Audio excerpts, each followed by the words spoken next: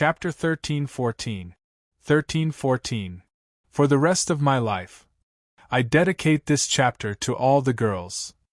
Congratulations to Yunchi Chingu for becoming the head of this book.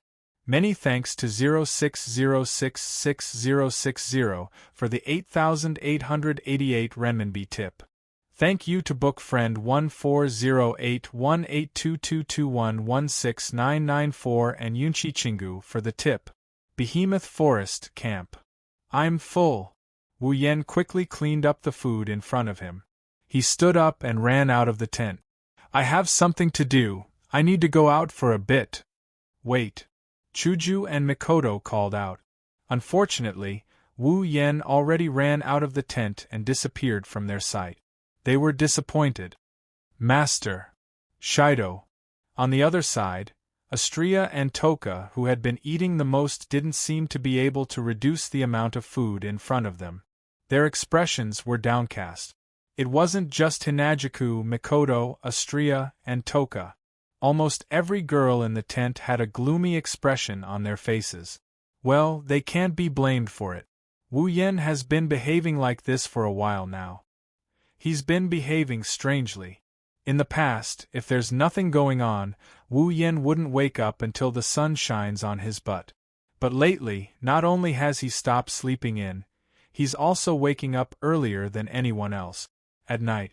With Wu Yan's moral integrity, if he doesn't drag one or a few girls home to roll in the sheets with him, he won't be able to sleep peacefully. Even if he can't get anyone to roll in the sheets with him at night, he will stick to the girls like sticky candy until they are willing or throw a tantrum. Only then will he leave. But now Wu Yen would sleep like a log in his tent at night. Even if the girls came to him and tried to seduce him, he wouldn't sleep. He would use the excuse of being too tired. Hugging the naked bodies of the young girls, he fell asleep without doing anything. He was more of a gentleman than a gentleman, almost becoming Lu Shihui. Also, today, Wu Yen left early and returned late every day. It was the same in the morning. After finishing his breakfast, he couldn't wait to go out. Then, he would come back in the middle of the night with a tired face and lie down in the tent. Abnormal. This is too abnormal. I think so. It's not that simple. In the silent tent, Shokuho Misaki calmly opened her mouth. No matter what, his behavior is too abnormal. It's suspicious. You're right. Kotori stopped eating her lollipop. She was in deep thought. This doesn't seem like Oniai-san. Did something happen? It was rare for Kurumi to be so serious. Given my husband's personality, if something were to happen, it's very likely that he would hide it from us and bear it alone. Master. Ikaros raised her beautiful face. Her eyes were full of worry. Isn't that too despicable? Mikoto slammed the table and stood up after hearing Kurumi's words. Our lives are intertwined, we're a community with a shared destiny. If he still wants to bear everything alone, I won't forgive him. It's still too early to tell. Hinajuku hurriedly said upon seeing Mikoto's agitated expression. This is just our guess. Maybe Yen was delayed by something else. That's hard to say, Aij. I think so too. Shiro, who was sitting beside Flandre-chan, raised her hand with a cautious expression. I think Oniai-san must have his reasons. Even if that's the case, it's not impossible for him to negotiate with us. Frenda pulled the beret on her head and said with a lack of interest. Even if Misaka is right, we're a community with a shared destiny. Is there anything he needs to hide from us? That bastard. That bastard, he doesn't care about us at all. Kinuhata Sai crossed her arms and snorted. That's why I hate male chauvinism. He thinks that standing in front of women is the right thing to do. What a bastard. Everyone has their own secrets. Takitsa Buriku shook her head and said to Kinuhata Sai. Kinuhata, do you dare say that you're not hiding anything from him?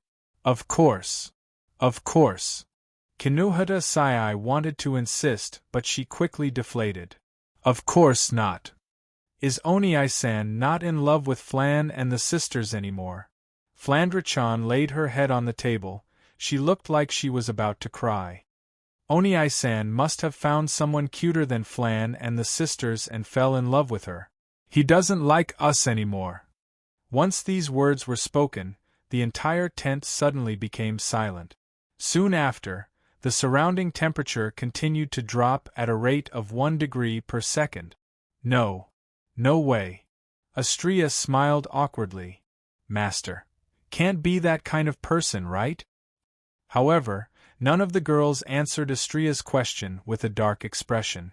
Astrea shushed them and kept quiet. Shoujo, Toka said anxiously. Could it be that Shoujo doesn't like me anymore? Is that why he doesn't want to be with me? Looks like I can't sit back and do nothing anymore. Kotori stood up and looked at Ikaros with a cruel smile. Oni-san shouldn't be too far away. Ikaros, can you scan Oni-san's location? A glint of data flashed in Ikaros's eyes as she nodded. Master's location has been confirmed. Current coordinates: Behemoth Forest. Let's go. Mikoto and Shoujo stood up with a cold smile on their faces. Let's see if he has fallen for some vixen or not. And so, the girls marched towards Behemoth Forest. Master's location has been confirmed. Ikaros pointed at an empty space in front of them. Over there. Slowly approach him. Shokuho Misaki ordered. Remember, don't let him see you. The group of young girls all nodded obediently. They tiptoed closer to the open space and hid in the bushes. Gently pushing aside a corner of the grass, he let his vision shoot into the open space. When the scene in the open space was imprinted in the eyes of all the girls, all of them were stunned.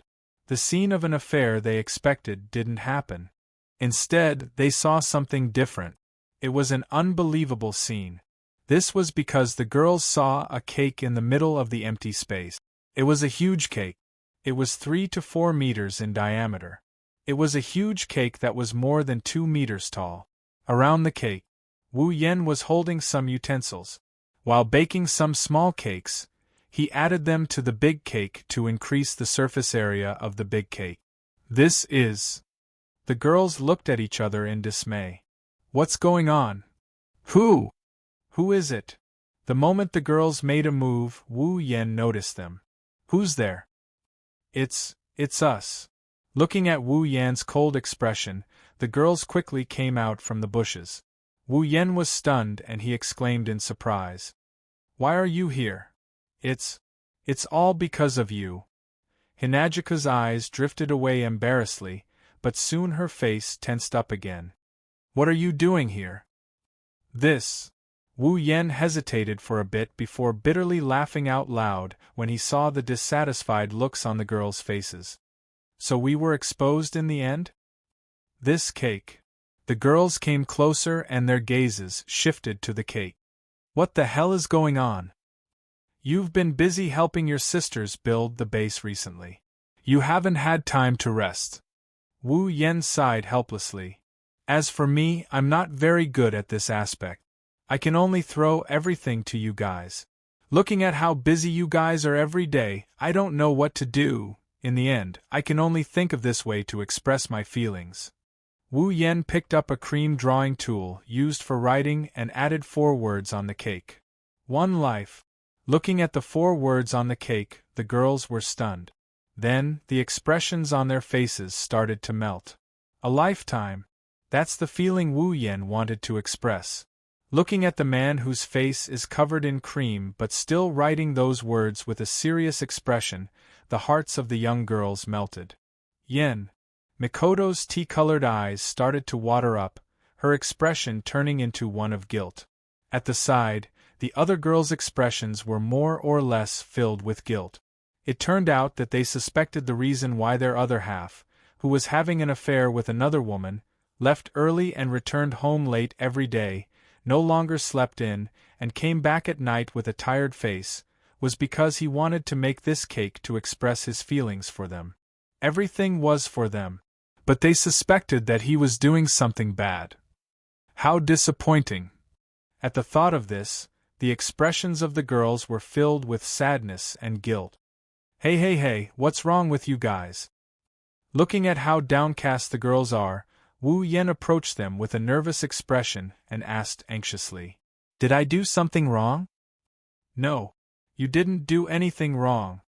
Seeing how uneasy Wu Yen is because of them, the girls felt even more guilty.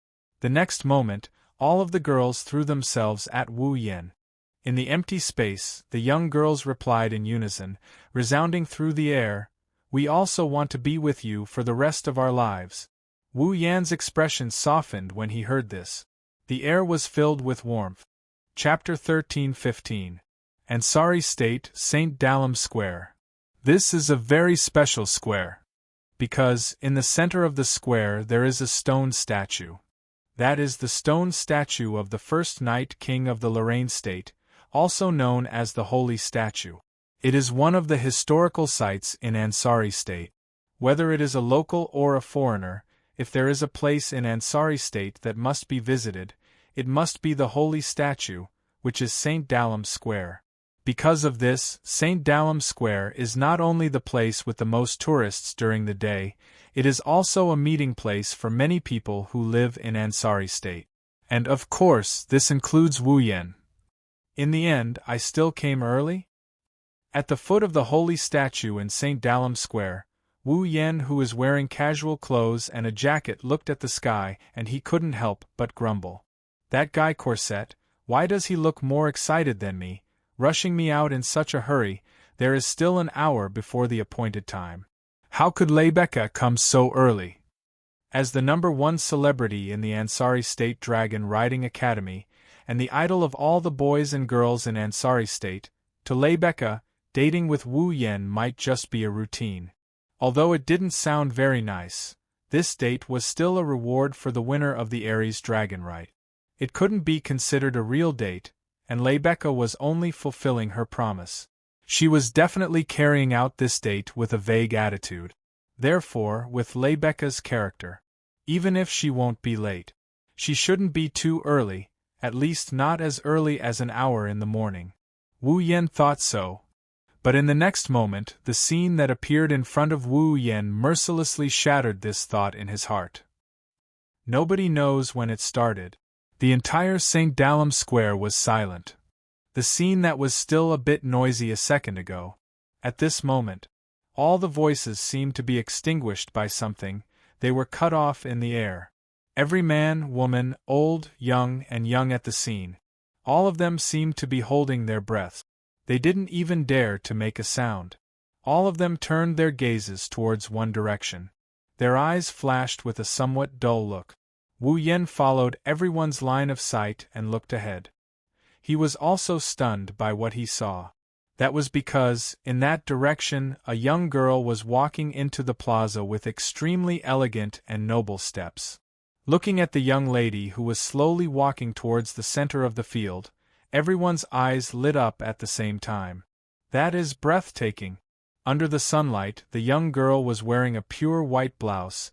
It was very crisp and neat. It set off her voluptuous and explosive chest.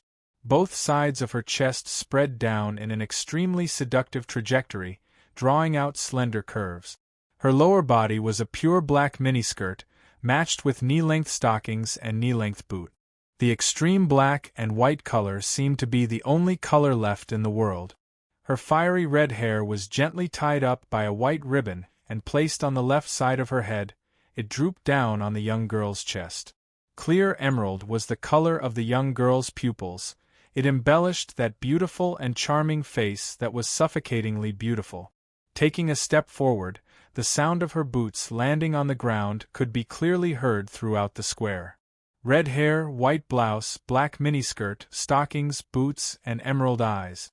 4 colors like the sky converged on that beautiful figure that didn't seem to belong to this world. In this world, there seemed to be only one person left. Everyone's gaze couldn't leave that beautiful figure, their eyes followed her as she walked. However, she didn't care about the surrounding gazes at all, as if she was already used to it. While walking into the square, she lightly shifted her gaze. When she saw Wu Yan standing under the holy statue, the young girl's eyes lit up, a smile that made everyone's heart beat faster appeared on her face. She slightly quickened her steps. Under everyone's gaze, she arrived in front of Wu Yan. Seeing Wu Yan's shocked expression, the young girl raised an eyebrow and said in amusement, "What's wrong? You don't recognize me?" Hearing that sweet and dignified voice, Wu Yan blinked and asked with uncertainty, "Leibeka? You really don't recognize me?" Leibeka let out a bitter laugh, but she quickly regained her smile. "Well, I didn't waste my time getting up early in the morning to dress up, looks like the effect is pretty good." Hearing Leibeka's blunt words and the intoxicated expressions of the passers-by, Wu Yan finally reacted and shrugged. "Not only is it pretty good, it can't get any better. No one recognizes you as the strongest student council president. Because this is the first time I'm wearing casual clothes in public." Leibeka easily said something that could easily be misunderstood and flattered. Then, she sized up Wu Yan. "You're dressed pretty well too. This is all thanks to Corset." Speaking of that heaven-defying maid, Wu Yan felt his strength begin to drain away. "She's even more nervous than I am about this date. I really don't know what she's so excited about." Corset. Leibeka paused for a moment, then revealed a faint smile. "Speaking of which, she's now your personal maid in the morning. You should be able to take advantage of this opportunity to do some things you normally wouldn't dare to do." "That's a very ambiguous statement." Wu Yan chuckled in an embarrassed manner. "It's not like you don't know how heaven-defying Corset is. If I really make a move on her, I might fail miserably before I can even take her down." "Aren't you underestimating yourself too much?" Leibeka said with a smile and a deep meaning behind her words. "If you really take action, maybe Corset won't refuse you." "You're not sure. How is that possible?" Wu Yan's first reaction was to laugh. It's a very funny laugh. "I've only known Corset for less than a month. The chances of us meeting are even rarer. How could Corset?" "Is that so?" Leibeka interrupted Wu Yan. Her eyes contained a different kind of emotion. "But we've only known each other for less than a month. Haven't we already progressed to the level of a date? This is the reward for the Ares Temple's dragon sacrifice." Wu Yan sighed. "If I held a bouquet of flowers like those people who wanted to pursue you, shouting 'President Leibeka, I love you and please go on a date with me,' at the same time, would you agree?" Leibeka muttered to herself, her expression serious as she pondered. After a while, she raised her head and revealed a flower-like smile.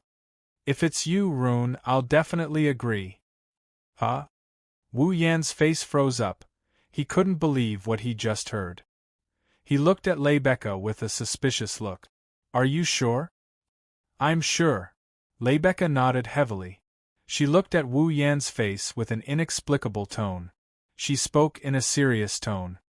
"After all, you're the first person to talk to me normally as a man and as a woman." "What do you mean?" Wu Yan furrowed his brows when he saw Leibeka's strange behavior. "The way you look at women. You make it sound like other men don't look at you the way they look at women." "Them?" Leibeka's expression turned bitter. "Instead of saying that I'm looking at a woman, it's better to say that I'm looking at the most reliable student council president and the Saint Dragon Knight." "Oh?" Wu Yan narrowed his eyes and he rapped her on the head with his knuckles. "You!" Leibeka held her head in pain. She looked at Wu Yan in shock. She didn't expect him to treat her like this. "Let me use your words, you're underestimating yourself too much." Wu Yan pursed his lips. "Even if you disregard your identity as the student council president and the sacred sky dragon knight, you're still a beautiful woman." Wu Yan pointed at the passers-by. "Their gazes are the evidence."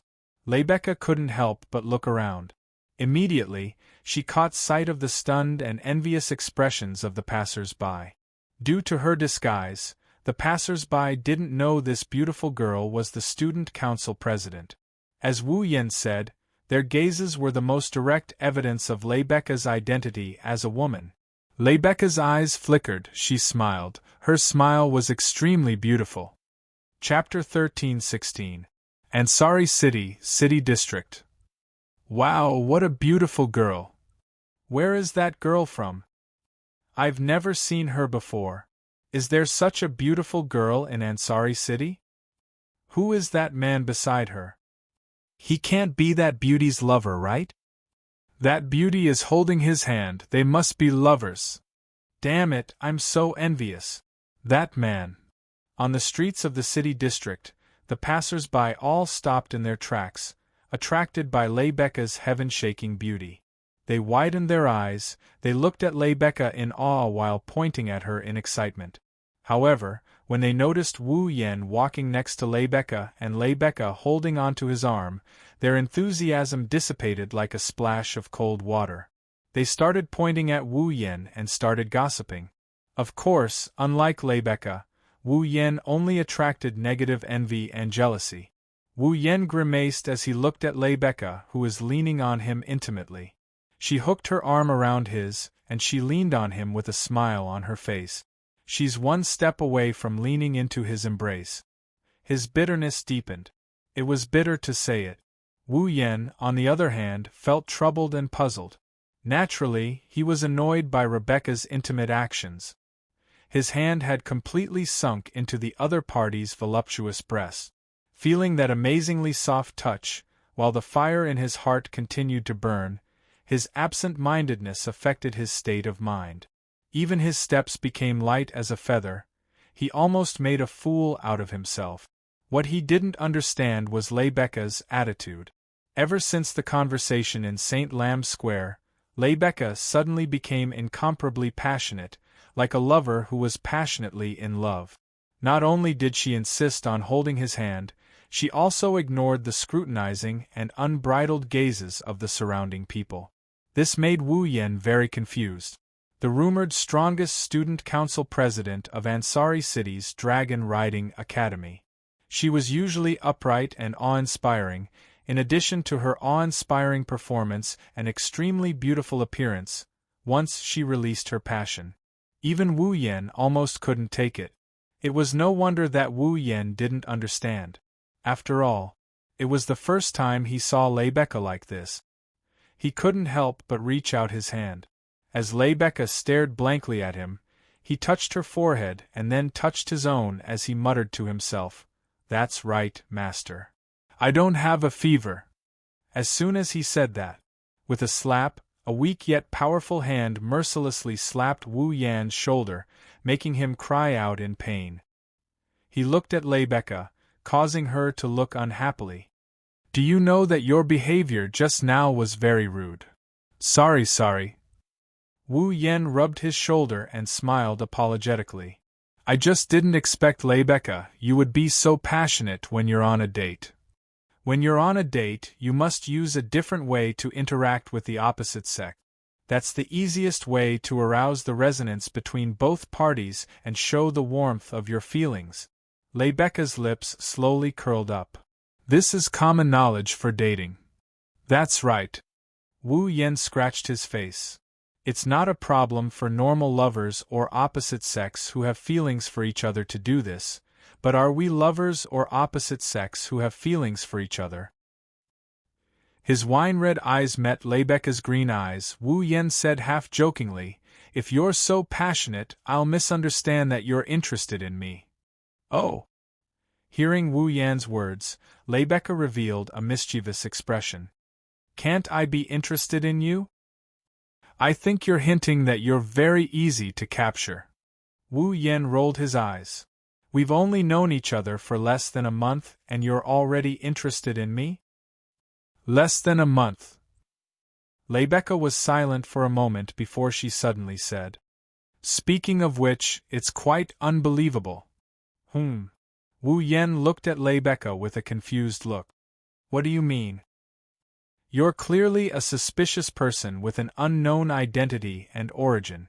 You were coincidentally discovered by me when the star spirit went berserk less than a month ago. Yet now I'm on a date with such a suspicious person." Leibeka looked at Wu Yan with strange emotions in her eyes. "Isn't this unbelievable enough?" Wu Yen paused for a bit. He also fell silent for a moment before asking. You know I'm a suspicious person. Then, why are you trying to get closer to me like a moth drawn to a flame? A moth drawn to a flame. Rebecca froze for a moment before smiling bitterly. That's quite an apt description. Isn't it? Wu Yen lowered his voice and said indifferently. After all, I might be someone from the Cypheros Empire. I might also be someone who wants to harm the Ansari Dragon Academy, or even the Lorium in knighthood. I might also be a spy from another faction who infiltrated the Ansari Dragon Academy to obtain information. Who knows? No. You can't be someone from another country. Rebecca shook her head. You have star carving and fall. You are a dragon breeder, which means that you are from the kingdom of Knights of Lormon. The mother of dragons will not entrust her offspring to anyone other than the kingdom of knights. There are exceptions to everything. As far as I know, the mother of dragons once made an exception and allowed someone from the Sheplon kingdom to have her offspring and become a dragon breeder. Wu Yen refuted, but Rebecca shook her head again. That's because that person was from the Sheplon kingdom and the knighthood of Lorea is a vassal of the Sheplon kingdom. That's why there was an exception. Besides, even if there was an exception, the mother of dragons wouldn't entrust her offspring to someone who would harm the knighthood. What if I'm not a dragon breeder? Wu Yen self-destructed in a shocking manner. My star carving might be a disguise, and you've never seen my fall before, have you? This time, Rebecca fell silent. Even if that's the case, I still pulled closer to you like a moth drawn to a flame, just like you said. Rebecca said resolutely after a while. Perhaps this is irrational, but I do believe you subconsciously. Perhaps this is a woman's intuition? Wu Yen didn't know whether to laugh or to cry. That's not something that the highly capable student council president would say. Isn't that why I said it's inconceivable? Rebecca smiled and lifted her head. The sunlight shone on her face, making her as beautiful as a goddess. There are indeed many mysterious things about you, but they're far from suspicious. One day, I will uncover all these mysteries and you'll have no more secrets from me. Wu Yen looked at Rebecca in astonishment. Rebecca responded with her usual confident smile. Wu Yen chuckled helplessly. Is this a declaration of love? It can be considered a declaration of challenge. Wu Yen and Rebecca smiled at each other. They ignored the gazes of the passers-by and intimately stuck to each other, beginning a true date. Ansari State Dragon Riding Academy, Epona. Under the setting sun, Wu Yen sent Rebecca to the entrance of Epona Lodge. He looked at the incomparably beautiful girl standing in front of him and sighed. I say it's a date, but I'm not familiar with Ansari City at all. I just want you to take me shopping and familiarize me with the roads. Then I'll treat it as a prelude to our next date. Rebecca didn't mind making such a declaration. She walked up to Wu Yen with a grin on her face. She stood on her tiptoes, and before Wu Yen could react, she placed her lips on Wu Yan's cheek, and she kissed him with a soft chirp. Wu Yan's eyes widened when he felt the fragrance and touch on his cheek. A farewell kiss is the perfect ending to a date. This is common knowledge when dating. Rebecca leisurely said after a light kiss. She then turned around and walked into the dormitory with a smile. Wu Yen rubbed his cheek. He looked at Rebecca's cheerful back, and he couldn't help but reply to her. Remember to kiss me next time. That will depend on your performance. A confident smile appeared on Rebecca's face. She recovered her usual heroic demeanor and walked into the dormitory. Today was destined to be a beautiful day. Chapter 13-17. Ansari State Dragon Riding Academy. Due to the Corpse Ash Dragon's attack, Ansari Dragon Riding Academy suspended classes for quite some time. Today, although the reconstruction of Ansari City was still ongoing, the impact of the attack on the people of Ansari City had mostly subsided. Therefore, the Ansari Dragon Riding Academy was also preparing to open today. Early in the morning, the students of Ansari Dragon Riding Academy gathered in a spacious auditorium. They lined up in an orderly manner and quietly waited for this little ceremony that resembled a school opening ceremony to begin. Of course, although it was described as a school opening ceremony, the students didn't think it would be boring. Because, at this very moment, the one standing in the middle of the stage is the most popular goddess of the Ansari University's Dragon Riding Academy. This time, our Ansari Dragon Riding Academy Student Council has recruited 4 new student council members. On the high platform of the auditorium, Leibeka wore her usual confident smile as she leisurely spoke to all the students in a dignified and loud voice. Next, let me introduce the new members of the student council. Leibeka moved away from the stage where the microphone was placed and turned to the side. She extended her hand to the screen next to the stage. First, the Student Council's Disciplinary Committee member, Sylvia Loren. Sylvia Loren. Yes. Following a stern response, all the students began to hold their breaths. They couldn't help but look to the side. There, Sylvia, with her long blonde hair swinging, walked up to the podium with clear footstep. Her face was full of coldness. Looking at Sylvia, who was standing on the podium, the students snorted in disdain. After all, Sylvia was famous for being unreasonable and arrogant. Even if she was extremely beautiful, she didn't want to arouse dissatisfaction from others. It was also very easy. Although it was a little hard to believe, this incomparably beautiful princess was indeed not very popular. She was not even close to anyone. However, Sylvia's subsequent performance caused all of the students' jaws to drop. I am the disciplinary committee member, Sylvia Loren. Loren. She had a solemn expression on her face. However, Sylvia's voice was no longer as cold and emotionless as before. Instead, it was much gentler. There were even beautiful ripples in her eyes. As a junior, I know that there are still many areas where I am immature, but I will do my best to assist the student union in its work. Maintain the discipline of the academy. With that, the corners of Sylvia's mouth slowly curled up. She took a step back, bent her waist, and gave a noble salute. From now on, please give me your guidance. Looking at Sylvia, who was standing on the stage and bowing to them, looking very elegant and courteous, the students were speechless. There was complete silence as the students looked at each other in dismay.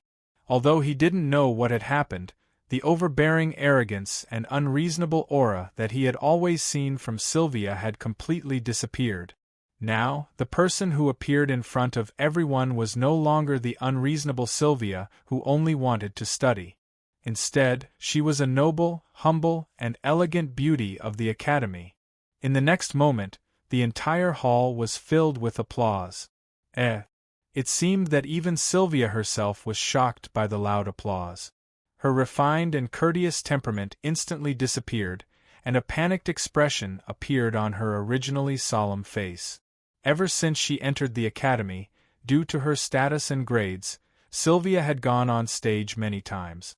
However, every time she went on stage to give a speech, the atmosphere was heavy and cold. This was the first time she was so popular. Sylvia, who didn't expect it to be like this, was filled with panic. She awkwardly bowed again and ran out, returning to the backstage. And this performance was welcomed by a certain person's joyful and mocking words. Not bad this time. Hearing this voice, Sylvia suddenly felt angry.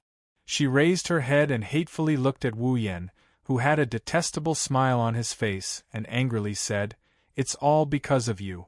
You said you didn't like the way I spoke in the past. You made me spend so much effort to study the etiquette of speaking. In the end, I became a laughingstock." "What are you talking about?" Wu Yan rolled his eyes at the angry Sylvia. "This applause represents the students' welcome to you. Who knows how many times better than before, but you still aren't satisfied." "Roland is right, Your Highness." Yashur also spoke up. "Her Highness is so much better now compared to before. Sylvia couldn't help but blush when she heard this, and she turned her face away. It's nothing. Looking at Sylvia's blushing face, Yashur couldn't help but laugh, but soon, he couldn't laugh anymore. Next, the Academy's #1 problematic student, General Affairs Yashur? Blake. The entire hall went silent once more. Seeing this, Yashur's face turned bitter. Compared to Sylvia, you're not that popular. Wu Yan playfully patted Yashur's shoulder. Well, since Sylvia has turned over a new leaf, you won't be too bad either. Don't worry and go up. Can you not say I've turned over a new leaf? You're making it sound like I was a horrible person in the past. Sylvia voiced her opinion, but Wu Yan ignored it. However, Wu Yan's words gave Yashur a boost of confidence. He nodded firmly and walked up to the stage. But if one looked closely, one would notice that Yashur's face still carried a hint of nervousness. Is he all right? Sylvia sighed. He looks really nervous. Do you think everyone is like you? Majestic and has nothing to do with nervousness? Wu Yan pursed his lips. For a commoner who has never shown his face in public, being able to go up on stage is already something worthy of praise. Don't make it sound like I'm different, I get nervous too. It's just that I've been through a lot of situations like this ever since I was little, so I don't have stage fright on the surface. Sylvia looked at Wu Yan in dissatisfaction. Besides, you don't look nervous either, do you? Huh? Me? Wu Yan was taken aback. He shrugged his shoulders. Even though we're on different sides, I've been through plenty of situations like this as well. Rather than saying that I'm not nervous, it's more accurate to say that I'm used to it. You've been through plenty of situations. Sylvia looked at Wu Yan with a frown. Do all guards have to go in and out of those situations? Yeah. I'm talking about the past, not the present. Who told you that I used to be a guard? Wu Yan raised an eyebrow and said with a half-smile. Who knows, I might even be the fiancé of a princess. Is that so? Sylvia turned her head away. She didn't listen to Wu Yan. Wu Yan sighed helplessly. He wasn't lying. Even though they're not in this world, Sylph is still a princess and he is indeed her fiancé. Next up, let's welcome the genius dragon rider, the one who has never lost a single battle since he entered the school. He is known as the Divine Rider and is now the assistant of the student council. Randall. Unknowingly, Yashur had also returned to the backstage and ended his speech. Leibeka made an introduction with slightly clearer words than before, causing a burst of applause in the auditorium. Compared to Sylvia and Yashur, Wu Yan is much more popular. I am Randall, the assistant of the student council. Randall. Standing on the podium, Wu Yan had a calm expression on his face. Originally, the student union didn't have the position of assistant, but since the vice president and secretary of the student union were often absent for no reason, the president created the position of assistant. I will take over the vice president and secretary's work and be responsible for assisting the president. If there's anything you need my help with, feel free to look for me. I will be more than happy to do so. As soon as he finished speaking, the students immediately clapped and cheered. Leibeka and Sylvia clapped their hands when they saw Wu Yan standing on the stage with a carefree expression on his face. They revealed heart-wrenching smiles. Chapter 13-18. Ansari Dragon Riding Academy, Student Council Office. Then, Leibeka looked at the people around her. It's a bit late, but let me say something. Welcome to the Student Council. Thank you, President. Sylvia and Yashur nodded and Leibeka shook her head. No, I should be the one thanking you. Leibeka sighed. On the surface, the student union sounds very glorious, but in fact, there is a shortage of internal staff. The vice president and the secretary are absent all year round, so the entire student union has long shown signs of not being able to operate properly. The fact that all of you can join the student union has allowed me to catch my breath. Guild leader, you mustn't say that. Yashur was flattered and shook his head. If a problematic student like me can help a little, I definitely won't refuse. Me too. Sylvia nodded solemnly. I've always thought that I can do what others can do with a little effort. But now I've completely realized that there are still many areas where my ability is lacking. Take the corpse dragon incident for example. At that time I couldn't even help at all. Princess, what are you saying? Yashur looked at Sylvia in shock. If it wasn't for Princess and Lancelot's help, I wouldn't have been able to defeat the corpse grey dragon alone. However, Yashur's comforting words were met with Sylvia's sharp gaze. You bastard! Don't you know what you've done? Looking at Sylvia's somewhat angry expression, Yashu was stunned on the spot. Even if it's just a rushed holy knight armor, you're still wearing it. Sylvia clenched her teeth, unwilling to give up. In other words, you were a true sacred sky dragon knight back then. Hearing this, Yashu opened his mouth and finally realized what kind of level he had reached at that time. Sacred Sky Dragon Knight. Not only was it the symbol of the highest level of power in Lorraine, it was also a symbol of high status. In Lorraine, no matter what kind of person they were, even if they were a commoner or a slave, once they became a Sacred Sky Dragon Knight, their status would be comparable to nobles. Sylvia was right. Even if it was a half-baked paladin armor, Yashur was still equipped with it. Then, he was a genuine saint heavenly dragon knight. You have the ability to ride any dragon and walk in front of everyone to become a Sacred Sky Dragon Knight. Do you know that I can't even get these things even if I wanted them? Sylvia's face was filled with anger. Since you have such outstanding talent, you should keep learning and make full use of your talent. Otherwise, how can a person like me, who has no talent and doesn't even know where to start working hard, feel satisfied? That. Yashur raised his hand tremblingly. I don't think Princess has no talent. Sylvia glared fiercely at Yashur, who immediately shut up. In short, you can't be as sloppy as you used to be. He's been labeled as a problematic student. Sylvia sternly said to Yashur, even if it's for the sake of the student council's image, you have to produce results that everyone recognizes. Sylvia is right, Yashur. Yashu. Wu Yen, who was sipping his tea, looked at Yashu. I know you don't have much self-awareness right now. After all, your fall wasn't even born not long ago. Now that you've suddenly become a noble-like, holy dragon knight, you definitely can't get used to it.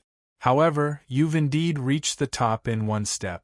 You can't act recklessly like before. Just like last time when you interfered in the battle with the corpse grey dragon. Let's not mention that time, Leibeka was almost hurt. Yashio lowered his head, his expression more or less filled with guilt. I'm sorry. I know you're worried about Yak, but there are more solutions in that situation. Wu Yen patted Yashur's shoulder. Like Sylvia said, she has her shortcomings and so do you. You have to train yourselves in the student council from now on. While you make up for your shortcomings, you have to make use of your strengths as well. Wu Yen glanced at Sylvia when he said this. Don't use your lack of talent as an excuse when you can't do something. Everyone has their own strength. I hope you can understand this. Sylvia and Yashur's expressions instantly turned serious as they responded. Yes. Rebecca couldn't help but smile when she saw how easily Wu Yen stirred up Sylvia and Yashur's conviction. I'm relieved to see you like this. I hope you'll take care of me in the coming days, Roland, Yashur, and Your Highness. I will do my best.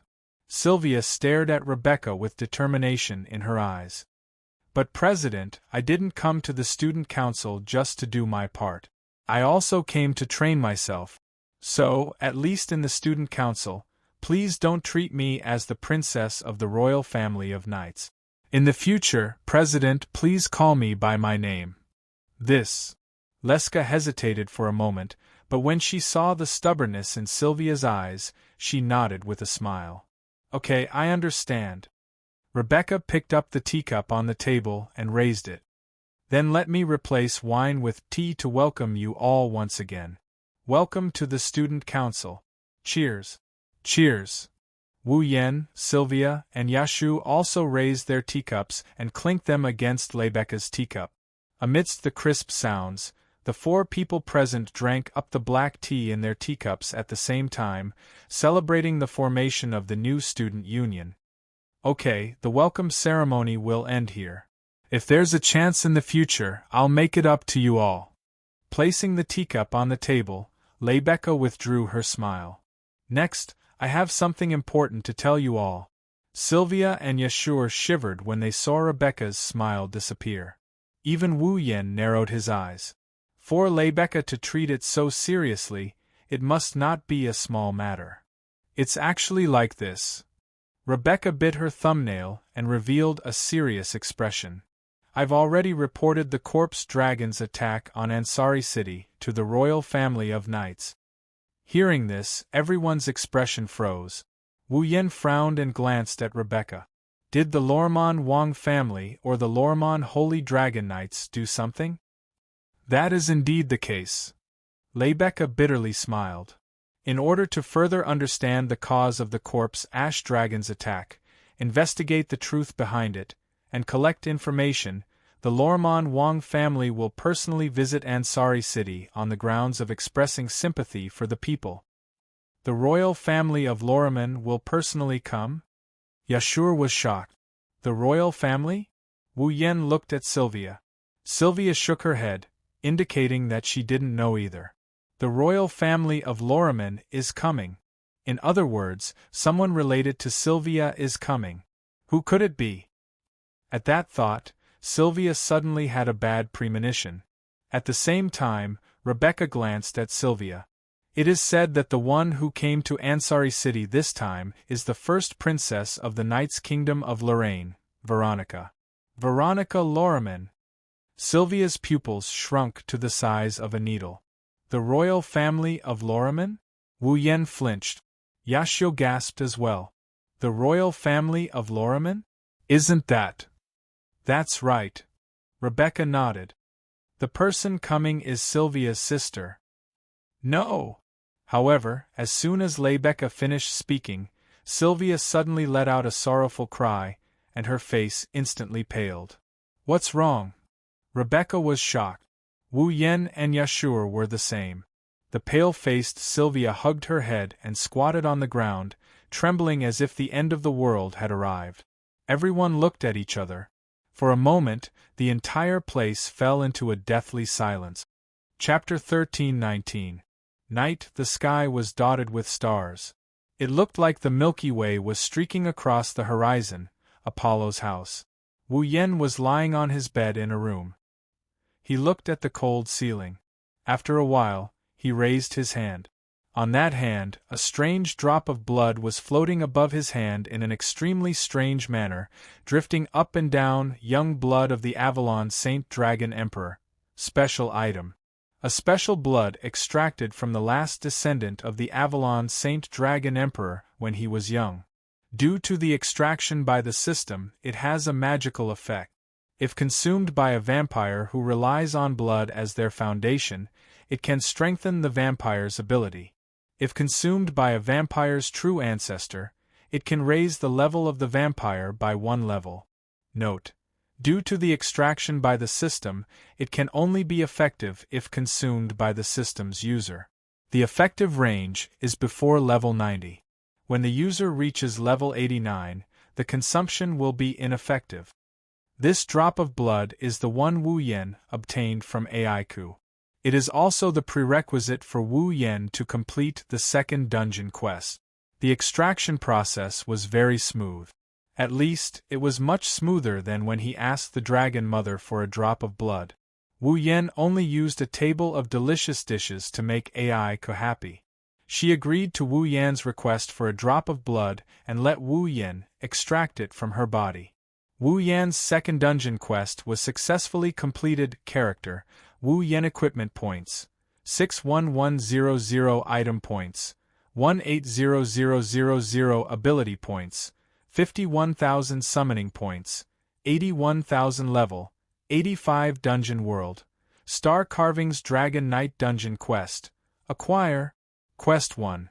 Enter Tokisaki Kurumi's Red Jade mode.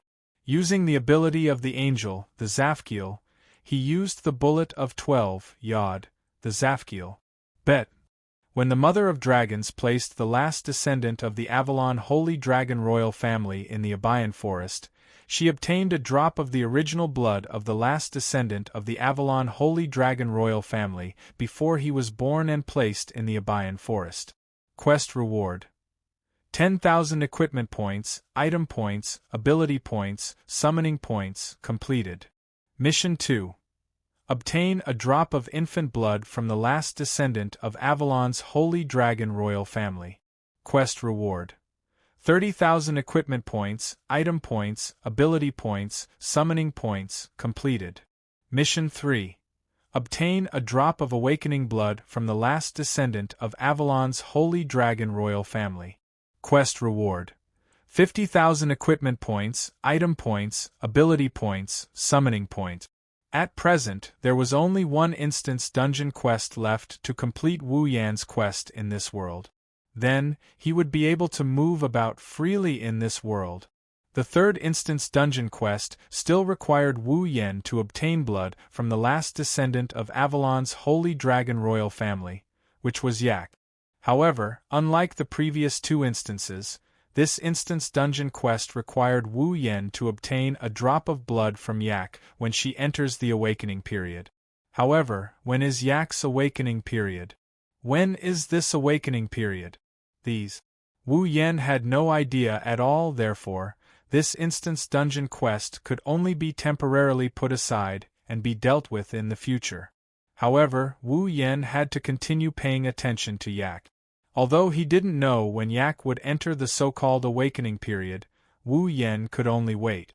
Looking at the drop of Avalon's Holy Dragon royal family's infant blood floating in his palm, Wu Yan sighed.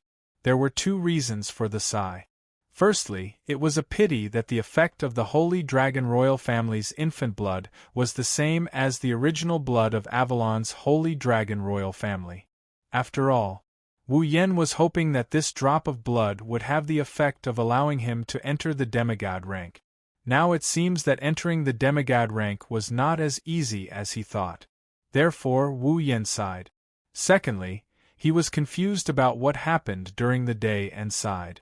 Putting away the drop of Avalon's Holy Dragon royal family's infant blood, Wu Yan put his hands behind his head and looked at the ceiling. In his mind, Sylvia's face, which had turned pale due to excessive fear, appeared. When she heard that her sister was about to come to Ansari City, Sylvia was not happy at all. Instead, she was terrified. Isn't this a little too suspicious? Sylvia's reaction really puzzled Wu Yan. If Sylvia's expression was hatred, it was disgust. Then, Wu Yan wouldn't be surprised at all. After all, the Wangs were always scheming against each other due to their background and environment.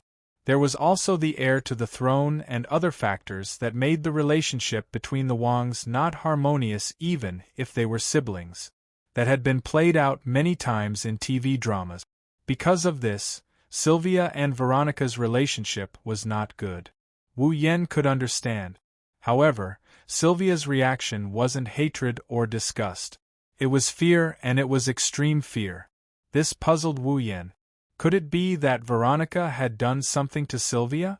Thinking until here, Wu Yan couldn't help but sigh again and murmur, "What the hell is going on? Why don't I answer for Lord Rune?"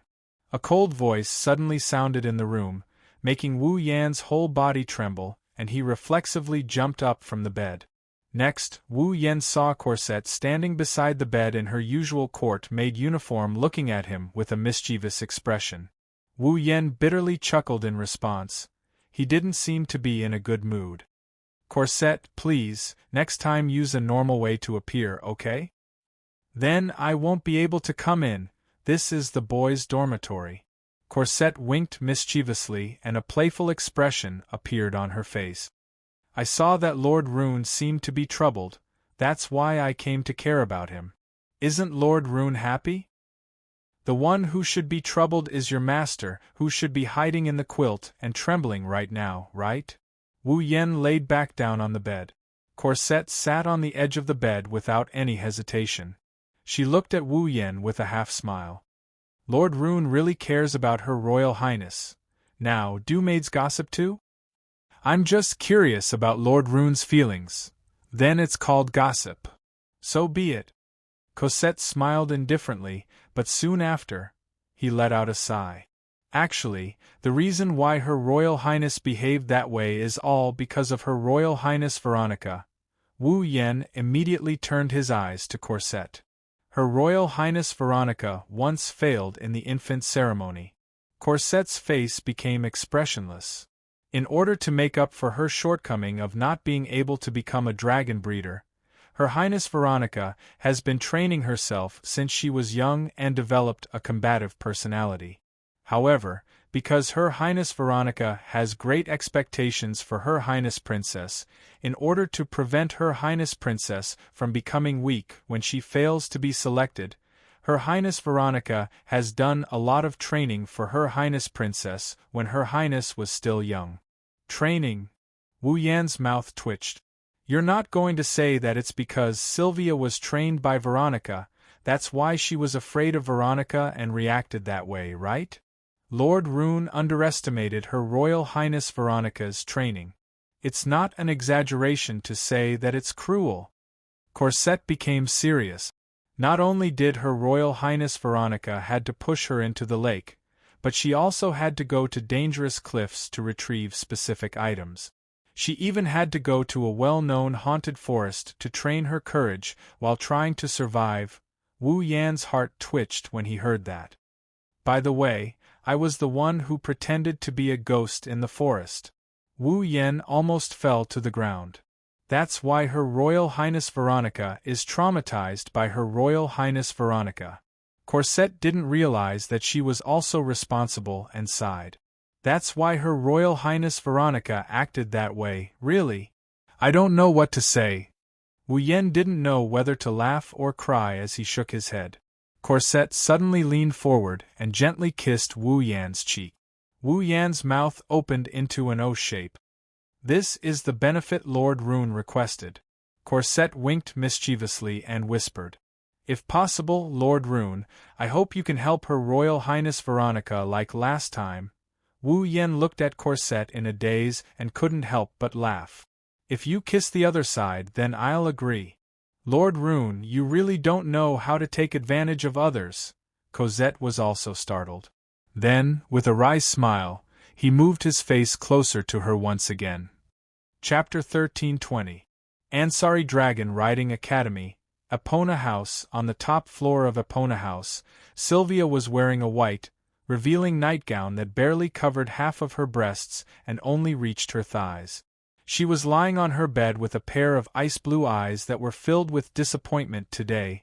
All the students of the Ansari Dragon Riding Academy got a holiday.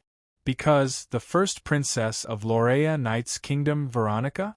Loriaman would be visiting Ansari City today. Veronica? Lorea Knight. This is a rather legendary figure, as the princess of the Night Kingdom of Lorea. In theory, she was the first in line to inherit the throne of the Night Kingdom of Lorea.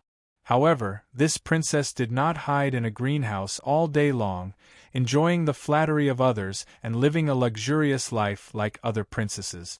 Instead, she chose to become a brave and skilled female general on the battlefield. In the past, Veronica personally led the army and intervened in the disputes all over the Eruxtran continent.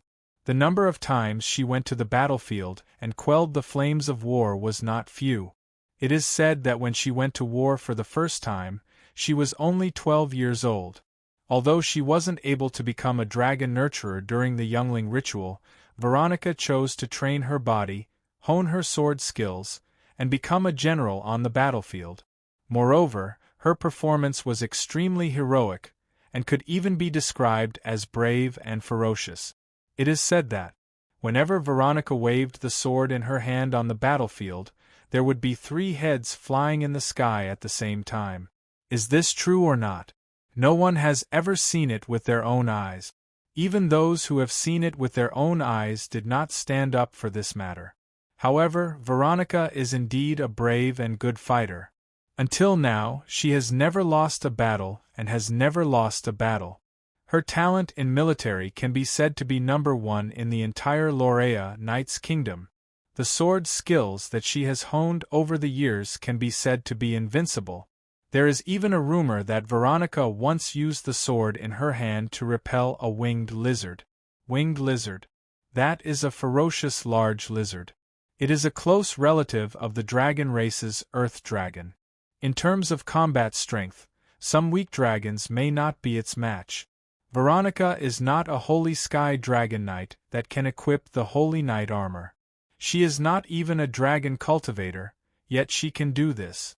How strong is her combat strength? One can only imagine. And these are the achievements that Veronica had when she was in her teens. Now, Veronica's fame is still the same, but her combat strength is definitely much higher. Such a brave female warrior made the citizens of Lorea Knight's Kingdom admire Veronica.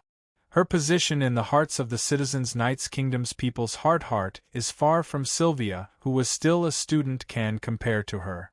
People even thought Veronica's eyes. It was because the Mother of Dragons felt that Veronica's eyes were too scary when she was only 7 years old. Of course, there was no way to verify this. The famous Veronica was known as the Iron Blood Valkyrie. It refers to her powerful combat strength and ruthless mentality on the battlefield. Plus, she is the princess of the royal family. Such an existence is about to come to Ansari City. The upper echelons of Ansari City have already prepared a welcoming ceremony. Naturally, the Ansari Dragon Academy's board of directors, student council, and various high-ranking officials are also included. Under such circumstances, the Ansari Dragon Riding Academy was also on holiday. Now, the relevant personnel of the academy should be there to welcome Veronica's arrival. Sylvia, on the other hand, was still in her pajamas and lying on her bed. Her heart was struggling to the extreme. Logically speaking, as Veronica's sister, the fourth princess of the royal family, and the student council's disciplinary committee member, Sylvia must be there no matter what. But the fear of Veronica in her heart overcame her reason. Sylvia can only lie on her bed, struggling in her heart and feeling disheartened by her current state. In the end, am I still a coward? Sylvia laughed self-deprecatingly, her hand involuntarily touching the star carving on her chest. This star carving, and even Lancelot, were given to Sylvia by someone else. Originally, Sylvia should have failed in the youngling ceremony. But in the end, she met a benefactor and received his help to obtain a youngling, becoming a dragon cultivator.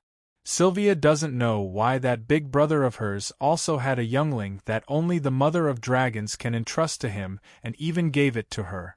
But when Sylvia expressed her gratitude to him, she already made a decision in her heart. She won't let him down.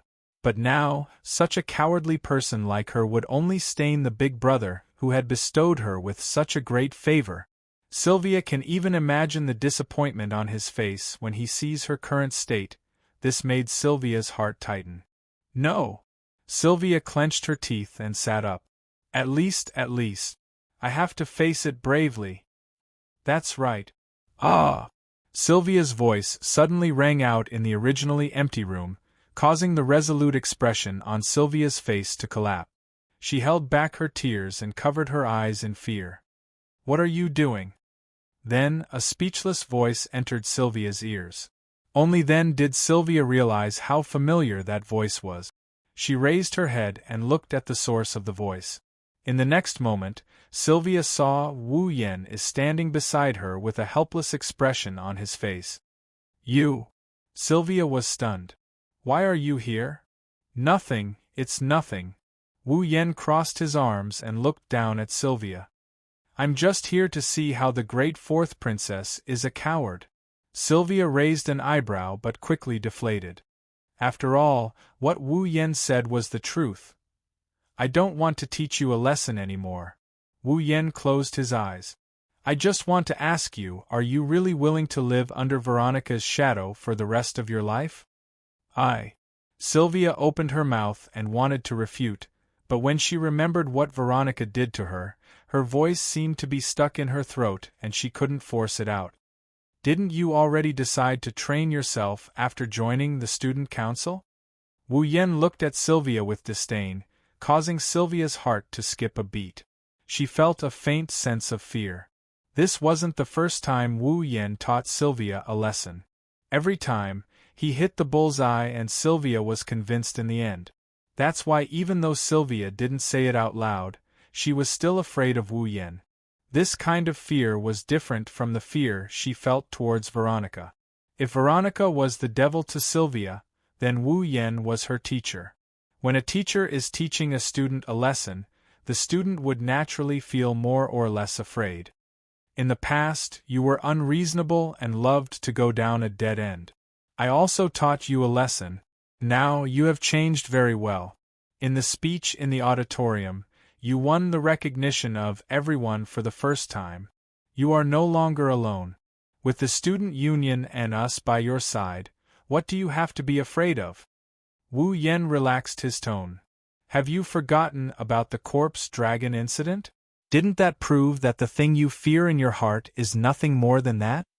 Sister Veronica is different, Sylvia weakly retorted, but Wu Yan's expression turned cold and she closed her eyes in fear. You also said that Lancelot was no match for the corpse ash dragon the last time he faced it.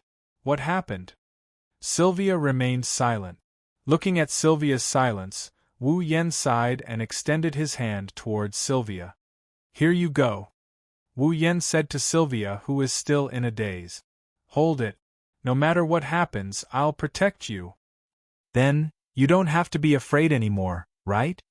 Sylvia's eyes shone with a strange light.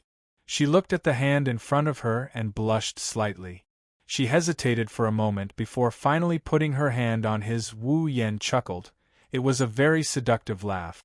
But, can you please change your clothes first? Sylvia blinked her eyes in confusion.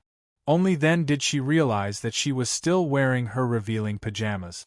Other than her upper body being slightly exposed, her entire pair of voluptuous breasts that should be exposed were completely exposed. Her underwear was also exposed. Yuwa!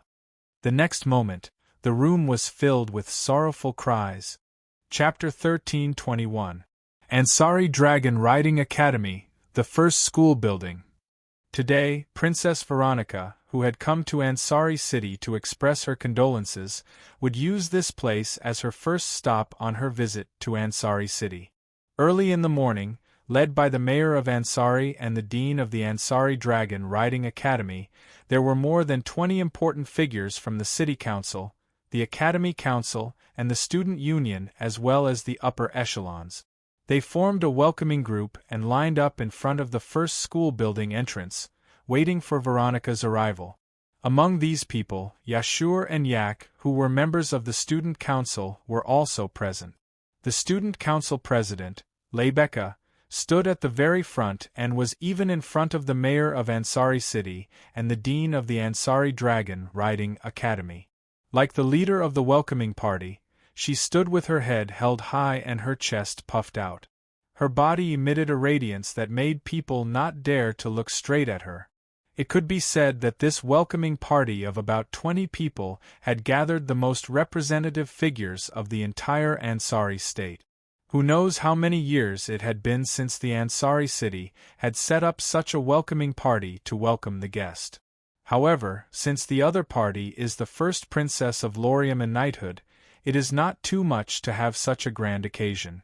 However, it is obvious that this is the first time Yashur has participated in such a gathering of important figures. His face was filled with nervousness that was difficult to dispel, and his forehead was covered with a small amount of sweat. It made him feel like the temperature around him had risen a lot. In order to divert his attention, Yashur could only take a deep breath. Taking advantage of the fact that Veronica has yet to arrive, he talked to Yak, who was much calmer than him. Yak, are you really going to welcome Princess Veronica as a member of the welcoming party? What? Yak glanced at Yashur. Her attitude was as bad as always. Do you have a problem with that? And no. Yashur quickly shook his head. But haven't you always looked down on humans? Why would you want to welcome Princess Veronica? Humph. Yak snorted. She put her hands on her hips. Since you are all participating, as a member of the holy and noble dragon clan, isn't it shameful to be left behind by you? What kind of reasoning is that? Yashur couldn't help but sweat. However, with the bombardment of Yak's bandit theory, the tension in Yashur's heart eased a lot. He looked around and furrowed his brows. By the way, even Yak is here. Was it really okay if the princess didn't come? Upon hearing Yashur's words, Lebeka smiled bitterly without turning her head. You saw how scared she was before. We can't force her to participate, can we? That's true. Yashur also showed a helpless expression. It's just that I keep feeling that this is very inappropriate. After all, the one who came is my own sister. You don't have to worry about that. Corset, who had appeared behind Lebeka and Yashu at some point in time, ignored their shocked expressions. He smiled faintly. Her Highness will definitely come. Corset. Seeing Corset's mysterious smile, Lebeka became uncertain. Are you confident? Of course. Cosette said meaningfully. I have a trump card too. Trump card? Lebeka and Yashur both flinched. If he shows up, Her Highness the Princess will definitely come. Cosette could not help but touch his lips as he muttered. Otherwise, my payment will be in vain, him. They didn't hear the rest of Corset's words. Yashur scratched his head, clearly not understanding who this him was. Lebeka, on the other hand, seemed to have thought of something. She looked around and smiled helplessly. I see, I almost forgot that he isn't here yet. Yashur and Yak looked at each other when they saw that Lebeka seemed to have realized something. Just as they were about to ask, a voice interrupted them. He's here. At the same time, everyone present could feel that the surrounding light was gradually dimming. A huge shadow covered the sunlight that was pouring down from the sky and descended upon this world. Everyone hurriedly raised their heads and looked towards the sky.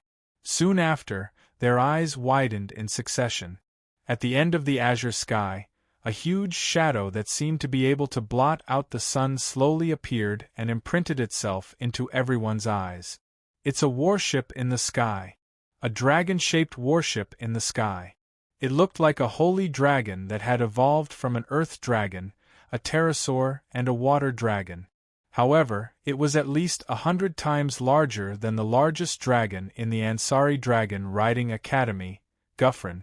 It was not an exaggeration to say that it could blot out the sun in Lebeka and the others' field of vision. The warship in the sky was a silver-white color that flickered with a silver luster, like cold steel. It was surrounded by bright red lines and covered with white armor. Its appearance was extremely magnificent, and around the space warship were clearly visible cannons, making its magnificent appearance full of deterrence. At this time, at the rear engine of the dragon-shaped warship, a huge magic array was replacing the function of the engine. It was constantly emitting different kinds of magic fluctuations, allowing the entire warship to fly forward stably. Clearly, it's because of it that this huge thing can fly in the sky. Around the dragon-shaped space battleship, there were several dragons that seemed to be acting as guards surrounding it. On top of the dragons, there were riders wearing armor with knight swords at their waist. Those dragons are all holy dragons. That also meant that those who rode the holy dragon were at least dragon knights. No way, right? Looking at the heaven-devouring mechanical dragons and the luxurious dragon knights in the sky, Yashur's face was filled with shock. Even Yak was stunned on the spot, unable to react. As for those big shots in Ansari City and Ansari Dragon Riding Academy, after they reacted, they seemed to know something and began to make a racket. It's appeared. That's Her Highness Princess Veronica's warship, right? It's just like a warship made by the Sepharos Empire, Although I've heard of it, I didn't expect our Loria Kingdom of Knights to be able to make something like that. That's too admirable. That's Her Highness Princess Veronica's warship." Seeing that Yashur and Yak still haven't recovered from their shock, Lebeka said in a deep voice. "Magic warship, Sylvanus." "Sire." "Vanus." Yashu and Yak mumbled and finally came back to their senses. In the sky, Sylvanus began to descend slowly under the guidance of the leading Dragon Knight team. Like a gliding dragon, he landed steadily on the open space at the front entrance of the Ansari Dragon Riding Academy's first schoolhouse and instantly occupied the entire open space.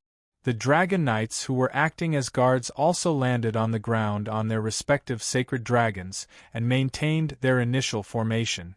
The riders dismounted from their mounts, raised the knight swords at their waists, and stood quietly like a ceremonial army. The murderous aura emanating from their bodies made everyone hold their breath. In particular, among the numerous Dragon Knights, there was a handsome rider leading them. He was also equipped with a set of armor that fluctuated with magic power. Holy Knight armor. That's a Holy Sky Dragon Knight. Lebeka stood there solemnly. Her Highness Princess Veronica has arrived. Almost at the same time as Lebeka's voice sounded, Sylvanus's cabin door slowly opened with a pleasant sliding sound. Under everyone's gaze, a silhouette appeared at that spot. Kacha, Kacha, Kacha. The iron boots clashed with the ground, creating a clear and crisp sound of footsteps that traveled into everyone's ears. Behind Sylvanus's cabin door, a figure was slowly exposed in the air with the sound of iron boots hitting the ground that could make one's heart beat in sync with it. It was only now that everyone saw the true appearance of the rumored iron-blooded Valkyrie. Her dazzling blonde hair flickered under the sunlight like a golden waterfall falling down vertically, reflecting each other's brilliance together with her fair skin. Exposed armor covered her body. It looked like a school swimsuit made of armor. She had a cape on her back and iron boots that reached her thighs. Her shoulders, arms, and waist were all covered in armor. But the key point was her eyes. They were extremely sharp, like an eagle gazing at its prey from the sky. Chapter 1322. Looking at Veronica, who was standing at the entrance of the Sylvanus battleship and gradually walking down the ladder, the members of the welcoming group, including Yaksu and Yak, didn't dare to breathe too loudly. Wearing armor, Veronica, who was walking down with a clanging sound, emitted a terrifying pressure. Her gaze was as sharp as a blade, seemingly able to see through everything in her sight. In addition to her reputation for being decisive in killing, her boldness was not something Sylvia could compare to. Only when she reached the ground did Veronica raise her head, revealing her eagle-like sharp sword eyes. Her mighty and loud voice reverberated. "Thank you for welcoming me, thank you for your hard work." While speaking, Veronica raised her hand and made a gesture of dispensing with formalities. This gesture caused the cloak on her body to flip up, revealing her heavy and dazzling armor. At this moment, Yashu, Yak, and the others discovered. Veronica's hand, which was hidden under the cloak, was holding a huge greatsword. It was this greatsword that caused Veronica's title of Iron Blood Valkyrie to resound throughout the Knight's Kingdom of Lorraine. While everyone present was shocked by Veronica's oppressive aura, there were two people who remained calm throughout the whole process. One was Lebeka. The other was Cosette. As if wanting to break the heavy silence, Lebeka stood up. She respectfully placed her hand in front of her chest and performed a noble's salute. "Long time no see, Your Highness Princess Veronica." Veronica shifted her sharp gaze away from the surrounding people and looked at Lebeka. She raised her eyebrows. "Isn't this Lebeka?" "Yes. Yes." Under Veronica's sharp gaze, Lebeka calmly revealed a smile. "Lebeka? Randall represents the people of Ansari City to thank Your Highness Princess Veronica for personally coming to visit. This is only a small matter. For something like this to happen in the territory of the Knight's Kingdom, I am also worried." Veronica waved her arm and then closely looked at Rebecca. I did not expect this. Until now, you are still wasting your time in this kind of academy. She was different from Sylvia, who was still a student. Veronica was the real princess who held the real power. Due to her reputation for bravery and battle prowess, as well as her unparalleled martial skills, the country's most glorious and prestigious Lormon Holy Dragon Knights were directly under Veronica's command. Even the guards who came with Veronica to Ansari City were members of Loriaman's Holy Dragon Knight. As for the Holy Sky Dragon Knight wearing the Holy Knight armor, the Holy Sky Dragon Knight, he was the captain of Veronica's personal guard. In the entire Loriaman's Holy Dragon Knights, only 10% of the members were Holy Dragon Knight. There was only one Holy Heavenly Dragon Knight by Veronica's side. One could imagine how precious a Holy Heavenly Dragon Knight was. Rebecca was a Saint Heavenly Dragon Knight. Not only was she at the most youthful and beautiful stage of her life, her strength was not below the captain of the personal guard. Veronica, who advocated martial arts, naturally couldn't bear to see such a precious battle force with talent and strength wasted in the academy. It wouldn't be an exaggeration to say that she was wasting her time. With your strength, you won't be able to learn anything in this academy. You are qualified to be the teacher of any dragon cultivator or dragon knight. Yet, you are still playing the game of being a student? Veronica said with a bold and sincere tone. You should join my Loriaman's Holy Dragon Knights as soon as possible. Don't waste your strength and talent. Thank you for your appreciation, Princess Veronica. Rebecca smiled elegantly. Her smile disintegrated Veronica's boldness. But I just want to enjoy my life as a student. About joining the Holy Dragon Knights, let's talk about it later. You really. Even though Veronica expected this response from Rebecca, she still felt helpless. Forget it. Anyway, you're already in the 3rd year of the advanced course. You'll graduate soon. I can still afford to wait. When the time comes, don't run away anymore. You have to give me a definite answer, and you. Veronica suddenly turned around. Her gaze shot to a corner like an arrow. It landed on Corset, who was wearing a palace-made uniform with a leisurely smile on her face. You should be tired of playing house as a maid, Corset? Veronica looked straight at Corset. Many people looked at each other in confusion. They could understand why Veronica valued Rebecca. After all, Rebecca was a rare Holy Heavenly Dragon Knight. She was very precious. But what was the matter with this maid? An outstanding talent like you can help me even more than Rebecca. Veronica ignored the stunned expressions of the people around her, and said matter-of-factly. Someone like you is actually willing to be a maid. I am more confused than Rebecca, who wants to continue being a student. The Shirley family was originally a maid family. In a more natural manner than Rebecca, Corset respectfully lifted the corner of her skirt and bowed to Veronica. And the person I serve has already been decided. Veronica frowned and snorted when she heard Corset's words, which were tantamount to rejection. Both of you are like this. I really don't understand why you don't put your talents to good use. Especially you, Corset. I don't even know what's so attractive about the so-called girl that you're serving, about that. Corset blinked his eyes and said meaningfully. I believe your Highness Veronica should know better than me, humph. Veronica turned her head and remained silent. At the side, Yashur looked at Veronica confronting Cosette, and a trace of admiration finally emerged in his heart. Although he didn't understand what was so special about Cosette, he was sure that Cosette wasn't an ordinary maid. The person you serve? Aiko tilted her head in confusion. She ignored everyone at the scene and her voice echoed clearly in the air. The person she serves. Is it Sylvia or Rohan? Yak. Yak ignored everyone's words. Yashur was so scared that he almost peed his pants. He quickly covered Yak's mouth and blocked her words. Rohan. Veronica was startled. She looked at Corset in surprise. Could it be that, other than serving Sylvia, you've served other people as well? Yak.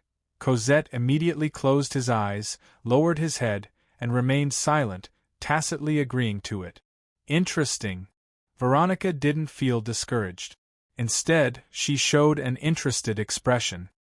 You've rejected countless invitations from royalty, and even me since you were young. You only have eyes for Sylvia. Now you're serving someone else. How interesting.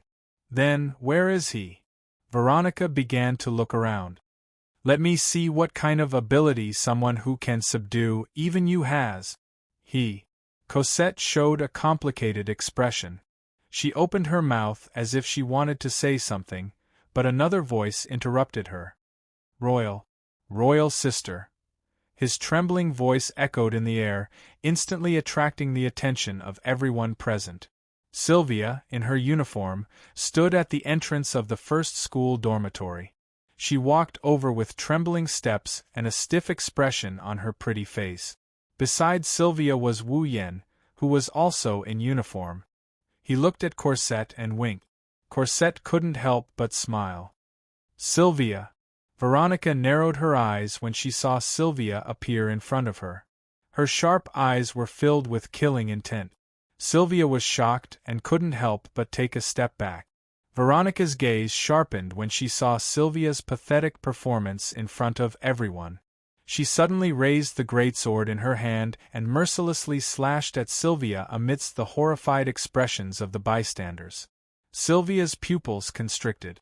Just as she was about to scream, a figure appeared in her vision and stood in front of her. Veronica stared blankly at the figure that suddenly appeared in front of Sylvia. Her greatsword abruptly stopped in its tracks. However, the moment Veronica's greatsword stopped, another longsword shot through the air and stabbed at Wu Yan. Chapter 13:23. Whoosh! Wu Yan's fringe fluttered in the wind as he stood in front of Sylvia. Wu Yan's expression froze when he saw Veronica's greatsword coming at him. Without any warning, Wu Yan tilted his body to the side and he reached out with his hand towards the knight's sword that is coming at him with a sharp sound of breaking wind. His sword collided with the knight's sword. Ding! With a crisp sound, a ferocious chi burst out from Wu Yan's body. It blew in all directions, waking up the members of the welcoming party, who didn't know what to do due to the sudden development of the situation. At this time, the crowd finally saw the scene. The captain of the personal guard, the Saint Heavenly Dragon Knight, who was supposed to be guarding Veronica, picked up his sword and maintained a stabbing posture as he came to Veronica's side. Wu Yan used two of his fingers to block the knight's sword. He blocked the knight's sword with 2 fingers. The guard captain didn't expect this outcome. He looked at Wu Yan with a shocked expression. Not only the captain, even Veronica, Sylvia, Lebecca, Cosette, Yashur, Yak and the others were shocked. That wasn't an ordinary captain of the guards but a Holy Sky Dragon Knight equipped with the Holy Knight armor. Although he didn't use the Holy Knight armor's greatest strength, he still didn't use the Holy Knight armor. He was only using an ordinary knight's sword, but he was able to block the attack of a Saint Sky Dragon Knight with 2 fingers. Wasn't that shocking enough? Only Wu Yan knows why he was able to block the attack so easily. That's because the attack wasn't meant to hurt him. This personal guard captain should stop his attack right before the knight's sword is about to reach his throat, in other words. He was just trying to intimidate him. Unfortunately, the captain underestimated Wu Yan. Humph! Snapping out of his shock, the captain of the personal guard's face sank as he tightened his grip on the knight's sword. The Holy Knight armor on his body surged with a majestic magic power. In the next moment, the ordinary-looking knight's sword was instantly covered by magic power. With a sharp gust of wind, it twisted and broke free from Wu Yan's fingers. Once again, it stabbed towards Wu Yan. However, this time, the knight's sword of the captain of the guards carried traces of killing intent. It's clear that the captain doesn't plan to stop this attack and will directly stab into Wu Yan's body. Of course, the captain didn't aim for Wu Yan's throat but Wu Yan's shoulder. Sensing the gust of wind coming towards him, Wu Yan's eyes flashed coldly. He clenched his fist and smashed it against the sharp knight's sword. Bang! With a muffled sound, the guard captain's magic-infused knight sword shattered under Wu Yan's punch before it exploded into pieces. Wu Yan's tightly clenched fist didn't change its momentum. With a sonic boom, it passed through the fragments of the knight's sword and heavily smashed towards the captain who was holding the broken sword. Although the opponent didn't kill him with his second attack, he didn't show any mercy either. Then, Wu Yan doesn't need to show any mercy. Seeing the sonic boom and the heavy fist smashing towards his head, the captain had goosebumps all over his body. His pupils shrunk and his heart was filled with disbelief. His attack, which had been infused with magic, was actually shattered by the opponent's punch together with his weapon. How is this possible? Not only is the opponent a student, he's also not a Saint Sky Dragon Knight. He doesn't have a Saint Knight armor and his attack doesn't carry any magic. The huge fist continued to enlarge in the captain's eyes. The captain also knew that now wasn't the time to think about this. He quickly turned his head to the side. The fist that came out of the broken pieces of the knight's sword brushed past the captain's shoulder and past his ear. The fierce wind from the fist made the captain's face burn with pain. This stinging pain stimulated the anger in the captain's heart at the same time. I can't even deal with a student? With this thought in mind, the captain tightened his grip on his sword and swung his body.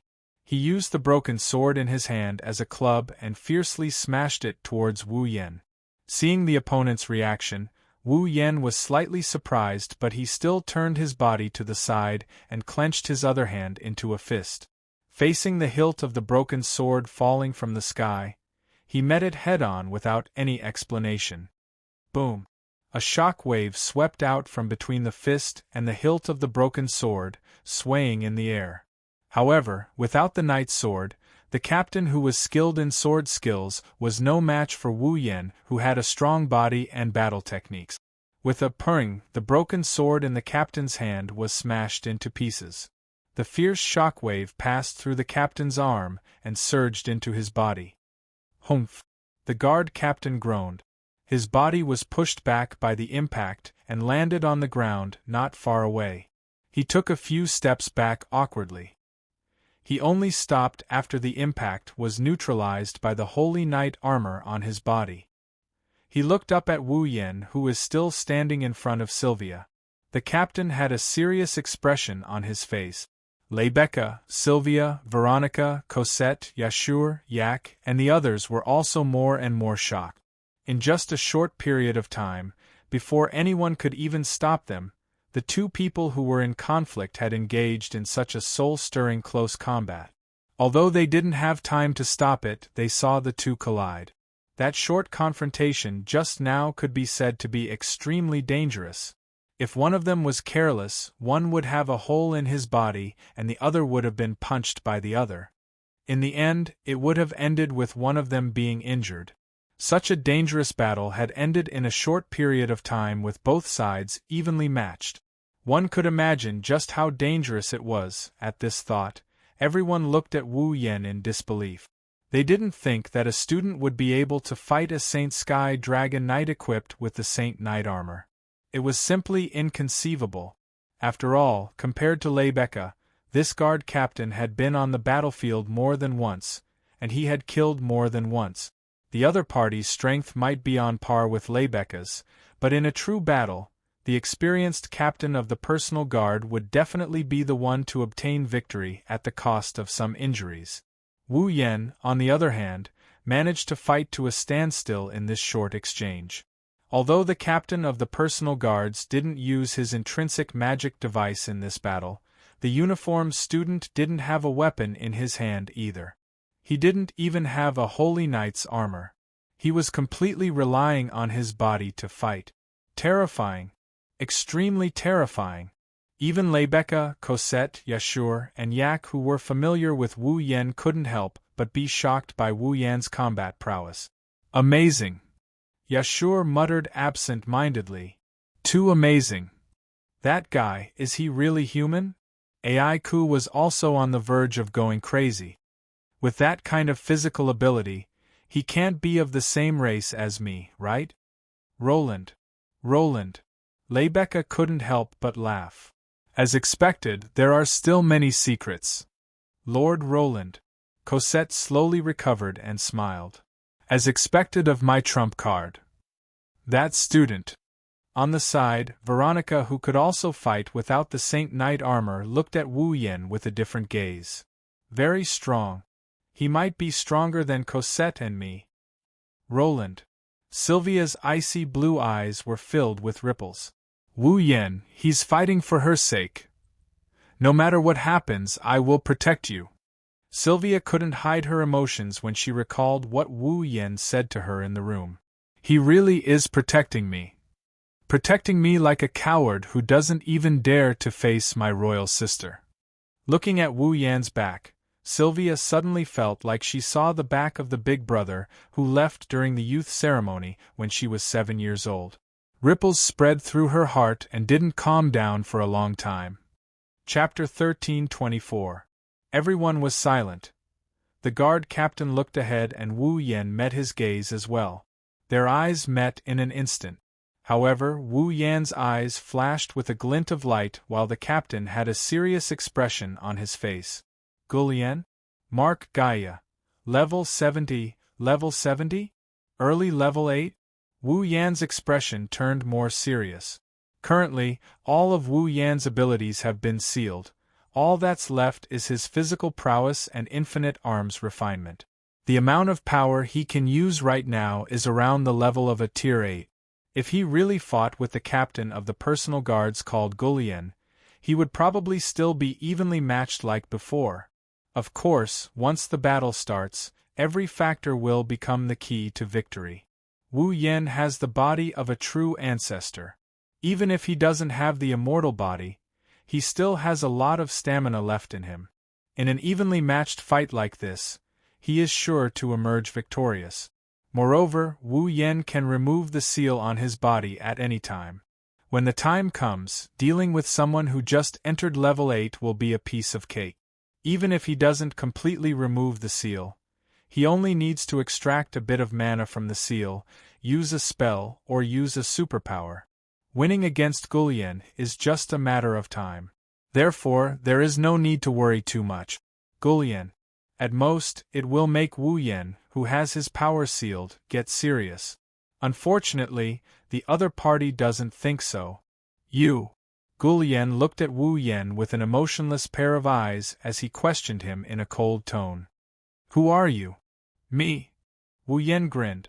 He tossed the sword shard in his hand that he smashed into the ground. As you can see, I am just a student, is that so? Gulian nodded indifferently. Soon after, his eyes turned cold once again. However, no matter who you are, I will not allow you to offend Her Highness Veronica. Finished. Gulian reached out his hand. Above, a magic formation rippled. Devil sword of swift wind and swift thunder. As Gulian spoke, dazzling lights radiated from the magic array. Cracks spread across the magic array, making it look like a spiderweb. It spread out. Seeing this, the surrounding people were shocked. Gulian. He finally decided to use the inherent magic equipment of the Holy Knight armor. Wu Yen narrowed his eyes and sneered. He waved his hand. The fragment of the knight's sword in his hand shot out violently, hitting the knight's sword at the waist of one of Veronica's personal guards. Pah! The guard didn't even have time to react. The knight's sword flew out of the scabbard and flew towards Wu Yen. Wu Yen held it in his hand. With a slight tilt of his body, the knight's sword in his hand suddenly vibrated, creating a circle of ripples. Wherever the ripples passed, the atmosphere gradually rotated and strangely jumped away. The surging airflow condensed on the knight's sword and formed a halo. The air currents swirled around Wu Yan's sword as if they have a mind of their own. As the air currents swirled around Wu Yan's sword glowed brighter and brighter. Everyone around him had a look of shock on their faces. That's a pure sword skill? Veronica's eyes widened in shock. That man has such a miraculous sword skill? Veronica called Wu Yen a man instead of a student. Is he going to use that move? Lebecca and Corset raised their hands to block the strong wind caused by the rapid flow of air. Their expressions were grave. A sense of crisis emerged in Gullien's heart. This time, he realized it too. He underestimated this student who dared to face him head-on. Putting away the contempt in his heart, Gullien mobilized all the magic power of the Holy Knight armor on his body and gathered it all into the intrinsic magic device that was about to condense. Wu Yan's lips curled into a smile. He also accelerated the airflow around him to increase the power of chaotic return to horizon dance. The surging magic power and the turbulent airflow worked together in this space, forming a dense air force. Whether it was the welcoming party or the personal guards, they all retreated step by step with faces full of horror. Wu Yen and Gullien narrowed their eyes at the same time. Just as one of them was about to unleash a sure-kill skill, while the other was about to take out his intrinsic magic device and unleash his full power, Veronica stopped watching. With a leap, Veronica arrived between Wu Yen and Gullien. She opened her palms and faced the two who are going all out with their palms. All of you, stop! Wu Yen and Gullien were shocked when they saw Veronica jumping out of nowhere. They quickly cancelled their attacks and calmed down their magic power and the turbulence around them. Roland! Lebecca and the others sighed in relief. Sylvia ran to Wu Yan's side and looked at him. Are you alright? I'm fine. Wu Yen shook his head and told Sylvia not to worry before looking at Veronica. Unexpectedly, Veronica also looked at him with an interested expression on her face. What's your name? Roland? Randall. Wu Yen hesitated for a moment before giving an answer. He glanced at Lebecca and smiled mischievously. Lebecca? Lord Randall's guard? Lebecca smiled bitterly when she heard that. Lebecca's guard? Veronica paused and Wu Yen shrugged. Well, I'm on leave now. I'm temporarily acting as the cowardly princess's guard. Sylvia lowered her head in shame when she heard the words cowardly princess. Is that so? Veronica took a deep look at Sylvia before turning to Gullien. Gullien, you can leave for now, Your Highness Veronica. Gullien frowned. But this Roland? Randall just offended you. It's not considered offending. Veronica waved her hand nonchalantly. Didn't you hear him say he's the cowardly princess's guard? He only intervened because I attacked Sylvia. Not only can we not blame him, we have to reward him for his loyalty. Gullien's frown deepened. But what? Veronica's sharp eyes were filled with an unquestionable determination. You have a problem with that? No, I've offended you. Gullien's heart clenched. He quickly bowed and apologized before leaving. However, before he left, Gullien took a deep look at Wu Yen. I didn't expect such a surprise in Ansari City. Veronica looked at Wu Yen. She glanced at the star carving on the back of Wu Yan's hand before asking, You're a dragon cultivator, right? Wu Yen nodded. Veronica's lips slowly curled up. A dragon cultivator actually managed to train your body to such a degree. You're not bad. Do you want to join my Lorimon Holy Dragon Knights? Everyone was shocked when they heard Veronica's words. Join Lorimon Holy Dragon Knights? That was the glory that everyone yearned for even in their dreams. Even Wu Yen was stunned by the sudden invitation. He didn't know whether to laugh or cry. I'm sorry, Your Highness Veronica. I don't have any plans to leave the academy yet. Rejected? The surrounding people widened their eyes once again. Veronica's smile disappeared. Her face was filled with dissatisfaction. Why do all of you want to stay in such a greenhouse? Is this place that good? With that, Veronica looked at Lebecca. Lebecca, your guard has such abilities. Don't you want him to reach a higher level? Lebecca smiled helplessly. She whispered something into Veronica's ear. Veronica's eyes lit up. Then, let's talk inside. Veronica glanced at the surroundings, looked at Gullien, and then pointed at the stunned Yashur. Gullien, capture that brat for me. Yes, your highness. Without the slightest hesitation, Gulyen leaped out and grabbed Yashio, placing him on his shoulder. What are you doing? Only then did Yashio react, and he hurriedly struggled. Go in.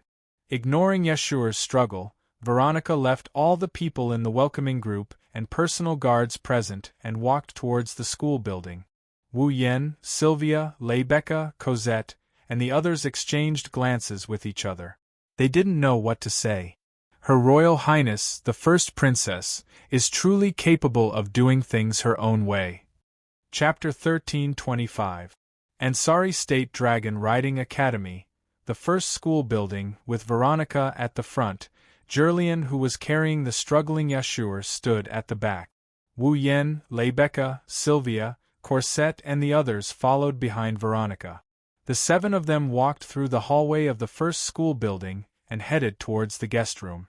Along the way, except for Gulyen, the rest of Veronica's personal guards dispersed silently. They must have gone to check if there were any suspicious people in the school and secretly protected Veronica. After all, unlike Sylvia, Veronica had been on the battlefield for a long time. Her illustrious achievements had brought about the hatred of her enemies. Countless people wanted to get rid of Veronica as soon as possible. Therefore, Veronica's safety couldn't be taken lightly. Because, if they were not careful, this princess with the title of Iron Blood Valkyrie would lose her life. Losing such a valiant Valkyrie like Veronica would be a huge loss to the entire Knight's Kingdom of Lormon. It could even cause unrest in the kingdom. Although she was unwilling to admit it, Sylvia did vaguely mention to Wu Yan that the current Lormon Knight's Kingdom of Lormon was a good-for-nothing. There was nothing outstanding about him. Other than being born in the royal family and having the royal bloodline, the Night King was useless. The princess had already passed away many years ago. The second and third princesses also lacked interest in the kingdom due to their own personalities and hobbies. They were not even in Lormon Knight's kingdom. Sylvia, the fourth princess, was only a student. She could not share the burden of the kingdom's affairs. Under such circumstances, it could be said that, right now, the entire Knight's Kingdom of Lormon was supported by Veronica alone. One could imagine what would happen to Lormon Knight's Kingdom if Veronica were to die. In the kingdom, Veronica's importance could be said to be the greatest, even above the Night King. It was also because of this that Loriaman's Holy Dragon Knights became Veronica's direct knight. Her personal guards were also carefully selected from Loriaman's Holy Dragon Knight. From a certain perspective, Gulyen acting rashly because of Wu Yan's rebuttal was not only a display of Gulyen's loyalty to Veronica, it also proved that Veronica's authority could not be undermined. It was obviously not Veronica's first visit to the Ansari Dragon Academy. Although they were guests, Veronica took the lead and led everyone to the door of the reception room. She pushed the door open and walked in. Because the Ansari State Dragon Riding Academy was a Dragon Cultivator Academy. Status was very special. Naturally, many royal family and nobles from home and country and abroad would come to visit. Because of this reason, the guest room in the Ansari Dragon Riding Academy could only be described with the word gorgeous. It was much more luxurious than Sylvia's royal room. Veronica boldly walked to the sofa and lifted her cloak. She waving her, she wa. Tie that boy to chair. Yes. Gulyen answered expressionlessly. Ignoring the struggling Yashur, he threw him to a chair nearby and tied him up. You! What are you trying to do? Yashu wanted to cry but had no tears. He used up all his strength. He tried to resist with all his might. Unfortunately, for Gulyen, who had been through hundreds of battles and was equipped with holy knight armor, this resistance was basically nothing. Hey! You guys! What are you trying to do to my watchdog? Almost at the same time that Yashur was tied to the chair, Yak rushed in while gasping for breath. Like an angry cat, she glared fiercely at Gulyen, and the hair all over her body stood up. Yak! Seeing Yak rush in and care about him, Yashur was moved. But in the next moment, Yashure's emotions disappeared because of Yak's words. Even if you want to make a move on him, you have to get my permission first. You only need to say a word and I will give it to you. What are you doing here? To give me the final blow? Yashure's face was full of tears. Seeing Yashio and Yak starting to quarrel in front of Veronica, Gulyen's cold face wrinkled deeper and deeper. But since Veronica herself didn't say anything, he didn't do anything either. Sigh. Wu Yen shook his head helplessly. Without asking for Veronica's permission, he sat down under Gulyen and Veronica's gaze and waved at Corset. Corset, black tea. Yes. Corset answered naturally. With her usual playful smile, she began to make black tea. This scene is actually not very strange. Since Corset was in charge of Wu Yan's breakfast, almost every morning Wu Yan would ask for a cup of black tea. Corset didn't refuse, so over time, she got used to it. However, Veronica was stunned when she saw this scene, which had become a part of her nature. You! Veronica's hawk-like sharp eyes shifted to Wu Yan. Don't tell me the other person Corset is serving is you. Corset's hand paused in the middle of making black tea. Wu Yan also frowned in confusion. It's too much to say that she served me. Corset only took care of me for a short period of time, is that so? Veronica gave Corset a meaningful look. Then, she looked at Wu Yan and nodded. She didn't ask any further questions. Sylvia. Yes. Yes. Sylvia's delicate body trembled violently as she stuttered in response. Veronica narrowed her eyes and sneered. I have already read the report of the corpse dragon attack. Sylvia, don't you have anything to say to me? I. Sylvia's breathing became a little hurried. It seemed like her fear of Veronica wasn't just a little bit big. Veronica didn't seem to expect Sylvia to answer, so she continued with her own explanation. When the corpse ash dragon first appeared, Lebeka was the first to stand up and protect the Ansari kingdom from being destroyed by the corpse ash dragon. The mysterious holy dragon knight that appeared later also dealt with the corpse ash dragon almost perfectly and dispersed it. During this process, there were witnesses who saw Lancelot taking over Lebeka and suppressing the corpse ash dragon with his amazing dragon riding skills. He almost defeated it with his own hand. From this point alone, as Lancelot's master Sylvia, you are indeed worthy of praise. That. But Sylvia. Just as Sylvia was about to step forward to explain, Veronica interrupted her with a cold voice and said, Don't worry about it. I don't believe you have such ability. Sylvia choked on her words. Her delicate body trembled and her eyes dimmed. You. Seeing that Veronica had actually denied the ability of his own sister, Yashure's heart was burning with rage. He wanted to flare up, but Gulyen, who was by the side, was staring at him coldly, causing him to not dare to move. Wu Yen looked at this scene indifferently. He didn't say anything. He accepted the black tea from the silent Corset. While drinking, he tapped the table rhythmically.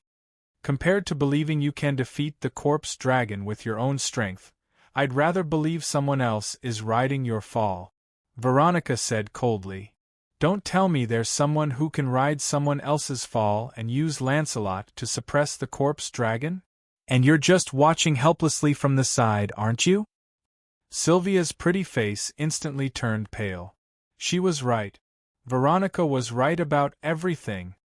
Looks like I was right. Veronica didn't hide her disappointment. Even if you have the title of Dragon Knight, you're still a coward. You've ruined the reputation of the royal family of knights. Veronica's words pierced Sylvia's heart like a sharp arrow. Her knees went weak and she wanted to kneel on the spot. However, a nonchalant voice reverberated in Sylvia's ears. If you can't even take the insults, how will you mature? Sylvia's heart skipped a beat. She used all her strength to support her body and stood on the spot with great difficulty.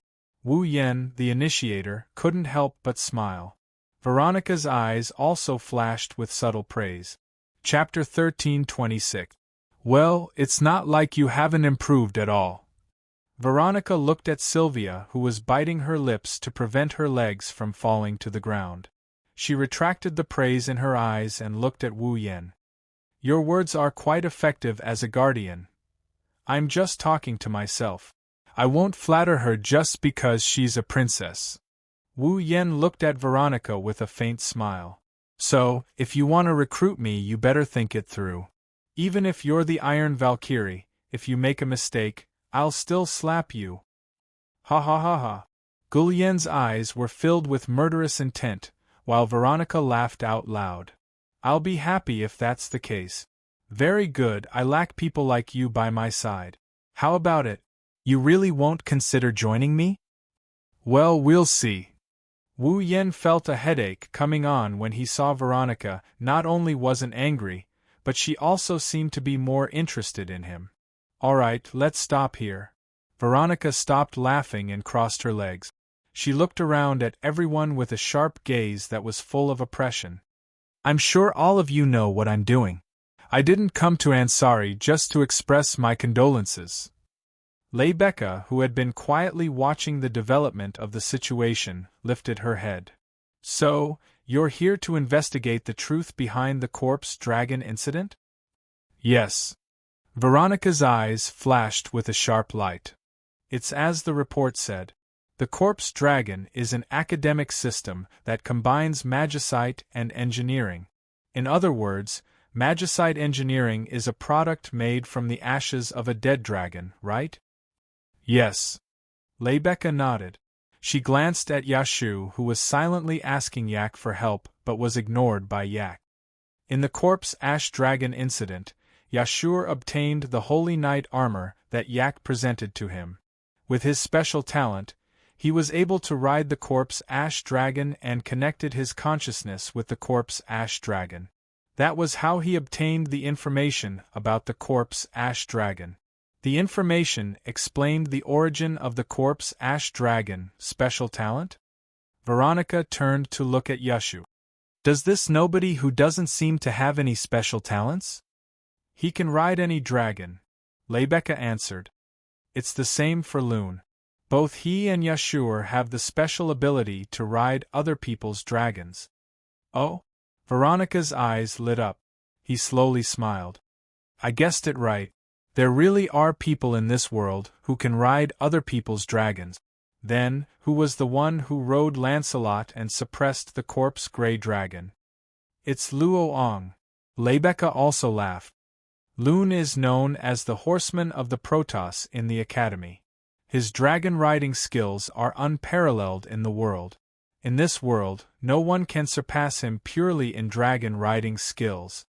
Gulyen glanced at Wu Yan when he heard Leibecca. Veronica pursed her lips.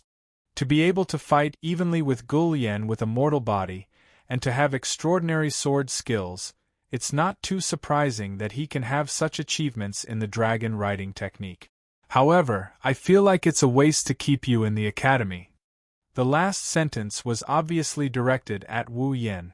In return, Wu Yan gave her a non-committal look. Veronica felt a little bored. In that case, the identity of the mastermind behind this attack should be obvious, right? If I'm not mistaken. Leibecca narrowed her eyes. Magical engineering has always been the pride of the Sepharos Empire. So, the mastermind behind the corpse grey dragon incident. It's very likely the Imperial Army. As Leibecca spoke, the atmosphere in the guest room turned heavy. After all, the Sepharos Empire and the Shepron Kingdom were in a state of truce. Now that the Empire had attacked a vassal state of the Shepron Kingdom, it was very likely that the two countries would go to war again. On the day of the corpse grey dragon incident, Loon discovered a suspicious person who claimed to be from the Empire. He took the item used to create and control the corpse grey dragon from the other party. Leibecca revealed another shocking piece of information, causing a bloody smile to appear on Veronica's face. In other words, we have evidence of the Empire's people attacking an important city within our borders? Yes. Leibecca's eyes lit up. Thanks to this, We can use it to our advantage and demand an explanation from the Empire. No matter what the outcome is, it will be beneficial for us. Very good. Veronica's face lit up with satisfaction. However, Wu Yen, who had been drinking his black tea, poured a bucket of cold water on her. The result of this will definitely be a split in the end. Veronica, Lebecca, Sylvia, Corset, Yashur, Yak, and Jirian were all stunned. Break up. Veronica frowned. What do you mean? I do have the item that the Empire's people used to create and control the corpse Grey Dragon. Wu Yen put down the teacup in his hand and asked. But who among us can prove this point? Everyone was startled and seemed to have understood something. Wu Yen shrugged. That's right. In the end, that sword still belongs to someone else. We have no way of controlling it at all. Even if we can prove that it's a product of the Empire's magical engineering, we won't be able to use its effects. The Empire can easily cover it up by saying that the Knight's Kingdom somehow got their hands on something that belongs to the Empire and insult them. Also, don't forget that the corpse Grey Dragon is still a dragon. Wu Yen looked at everyone who was in deep thought.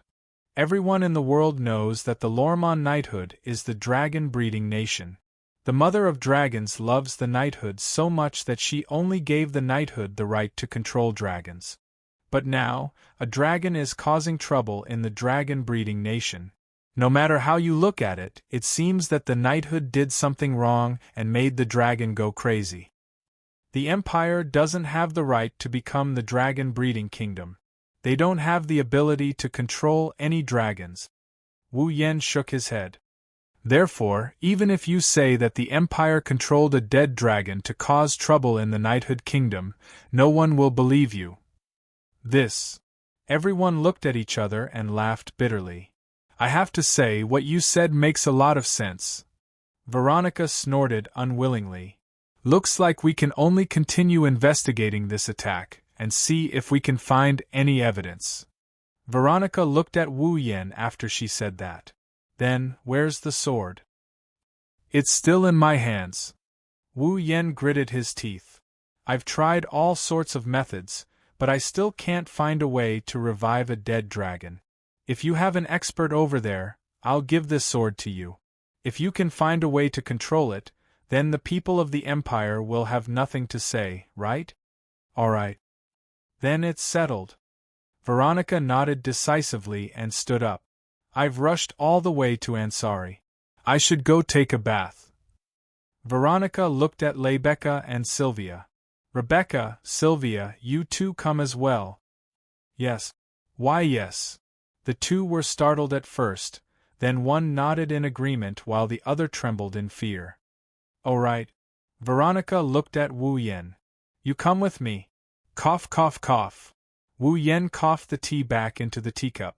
Corset started patting him on the back in a panic. He looked at Veronica with a shocked expression. What did you just say? What? You don't even dare to take a bath with me? Veronica said with a matter-of-fact expression. If that's the case, my evaluation of you will have to be lowered. Don't dare. Wu Yen raised an eyebrow. It doesn't look like I'm at a disadvantage, does it? Why wouldn't I dare? All right then. That's it then. Veronica was as decisive as ever. She waved at Gullian as she walked out. Gullian, take that kid to the training ground for a bit.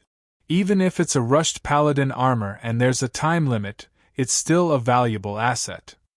Yes. Yes, my ass. Seeing that Gullian had agreed, Yashu grew agitated. What do you think? Gullian ignored Yashu and carried him outside. Yashu yelled and chased after him. Wu Yen pursed his lips and stood up with a sigh. Lebecca and Sylvia followed behind Wu Yen. Their expressions were unnatural and their heartbeats quickened. After all, they're going to take a bath together. Chapter 13:27. Sylvanus. Veronica led Wu Yen, Lebecca, Sylvia, and Cosette to the interior of the battleship. They all walked towards the bathroom with mixed feelings. According to Veronica, the only one who remained calm the entire time, Sylvanus had a spacious bathroom that was suitable for many people to bathe in. Thus, a group of people rushed toward the bathroom with complicated expressions.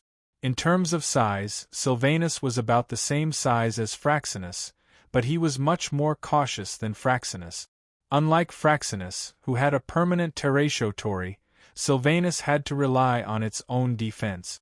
Therefore, not only was Sylvanus equipped with multiple magic cannons, but the hull of the ship was also extremely sturdy, allowing it to withstand quite a lot of impact. The interior and the surroundings of the battleship were filled with personal guards, standing guard at intervals. If anyone wanted to break into Sylvanus, they would have to more or less consider their own abilities. It was also because of this that Veronica wanted to return to Sylvanus to take a bath. It wasn't that the Ansari Dragon Academy didn't have a spacious bathroom. There were even a lot of bathrooms that were bigger than the one in Sylvanus. But for Veronica, there shouldn't be any other place safer than Sylvanus's ship. After all, many rebels had their eyes on Veronica's life. Veronica's strength wasn't to be underestimated, so she wasn't afraid of some rebels trying to assassinate her. But bathing was different, she had to remove all her armor. Veronica wore armor all year round. To her, armor wasn't just a form of beauty, it also gave her a sense of security. Without it, Veronica felt her fighting strength drop. Therefore, only when taking a bath would Veronica more or less put away her strong woman side and accept the careful protection of others. Of course, the decrease in combat power was just Veronica's psychological effect. The armor was not the paladin armor, it was just ordinary armor. It couldn't increase Veronica's fighting strength, at most it would let her take a few more hits in battle. Not long after, the 5 of them arrived at the bathroom inside the Sylvanus battleship. You don't have to be so reserved. Veronica hung her greatsword to the side. It's too bad we can't relax in the bathroom, so let's all go. While speaking, Veronica began to remove the armor on her body. His fair and healthy skin tone with a tinge of dark was slowly exposed to the air. Wu Yan's lips twitched. He couldn't help but turn his head and look to the side.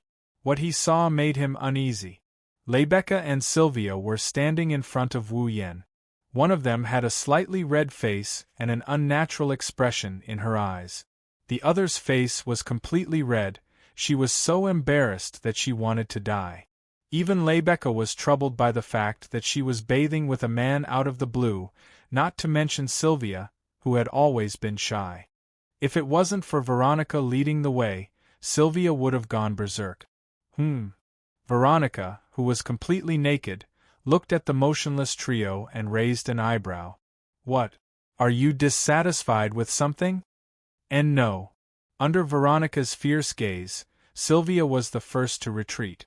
She clenched her teeth and turned around as if she was going to throw caution to the wind. Corset, clothes, yes. Corset blinked at Wu Yan with interest before walking to Sylvia with a smile and helping her take off her clothes. Sigh. Rebecca sighed. She rolled her eyes at Wu Yan with a half-smile. Well, it's a rare opportunity, you should enjoy it. She didn't turn around like Sylvia did. Instead, she started taking off her clothes in front of Wu Yan. The unnatural look on her face and eyes disappeared, as if they were never there in the first place. Looking at the 3 white and tender bodies burning hot in his field of vision, those 3 pairs of voluptuous breasts gradually exposed to the air, he couldn't help but gulp down his saliva. With a bitter expression, he started taking off his clothes. However, he did it with his back turned. Otherwise, a certain part of his body that had already expanded its presence would definitely greet the group of young girls, unwilling to be left out. Fortunately, the bathroom in Sylvanus was indeed frighteningly large. Apart from the bathtub that was the size and shape of a hot spring, there were also plants that looked like a tropical rainforest around it. It was said that these plants could release a fragrance that calmed one's mind and soothed one's mood. Being in such a bathroom, even Sylvia, who had a towel wrapped tightly around her body, couldn't help but let down her guard. She even dared to take off her towel while soaking in the water. The surroundings were filled with hot smoke, causing one's vision to become blurry. The hot water had also become murky due to the special bathing agent.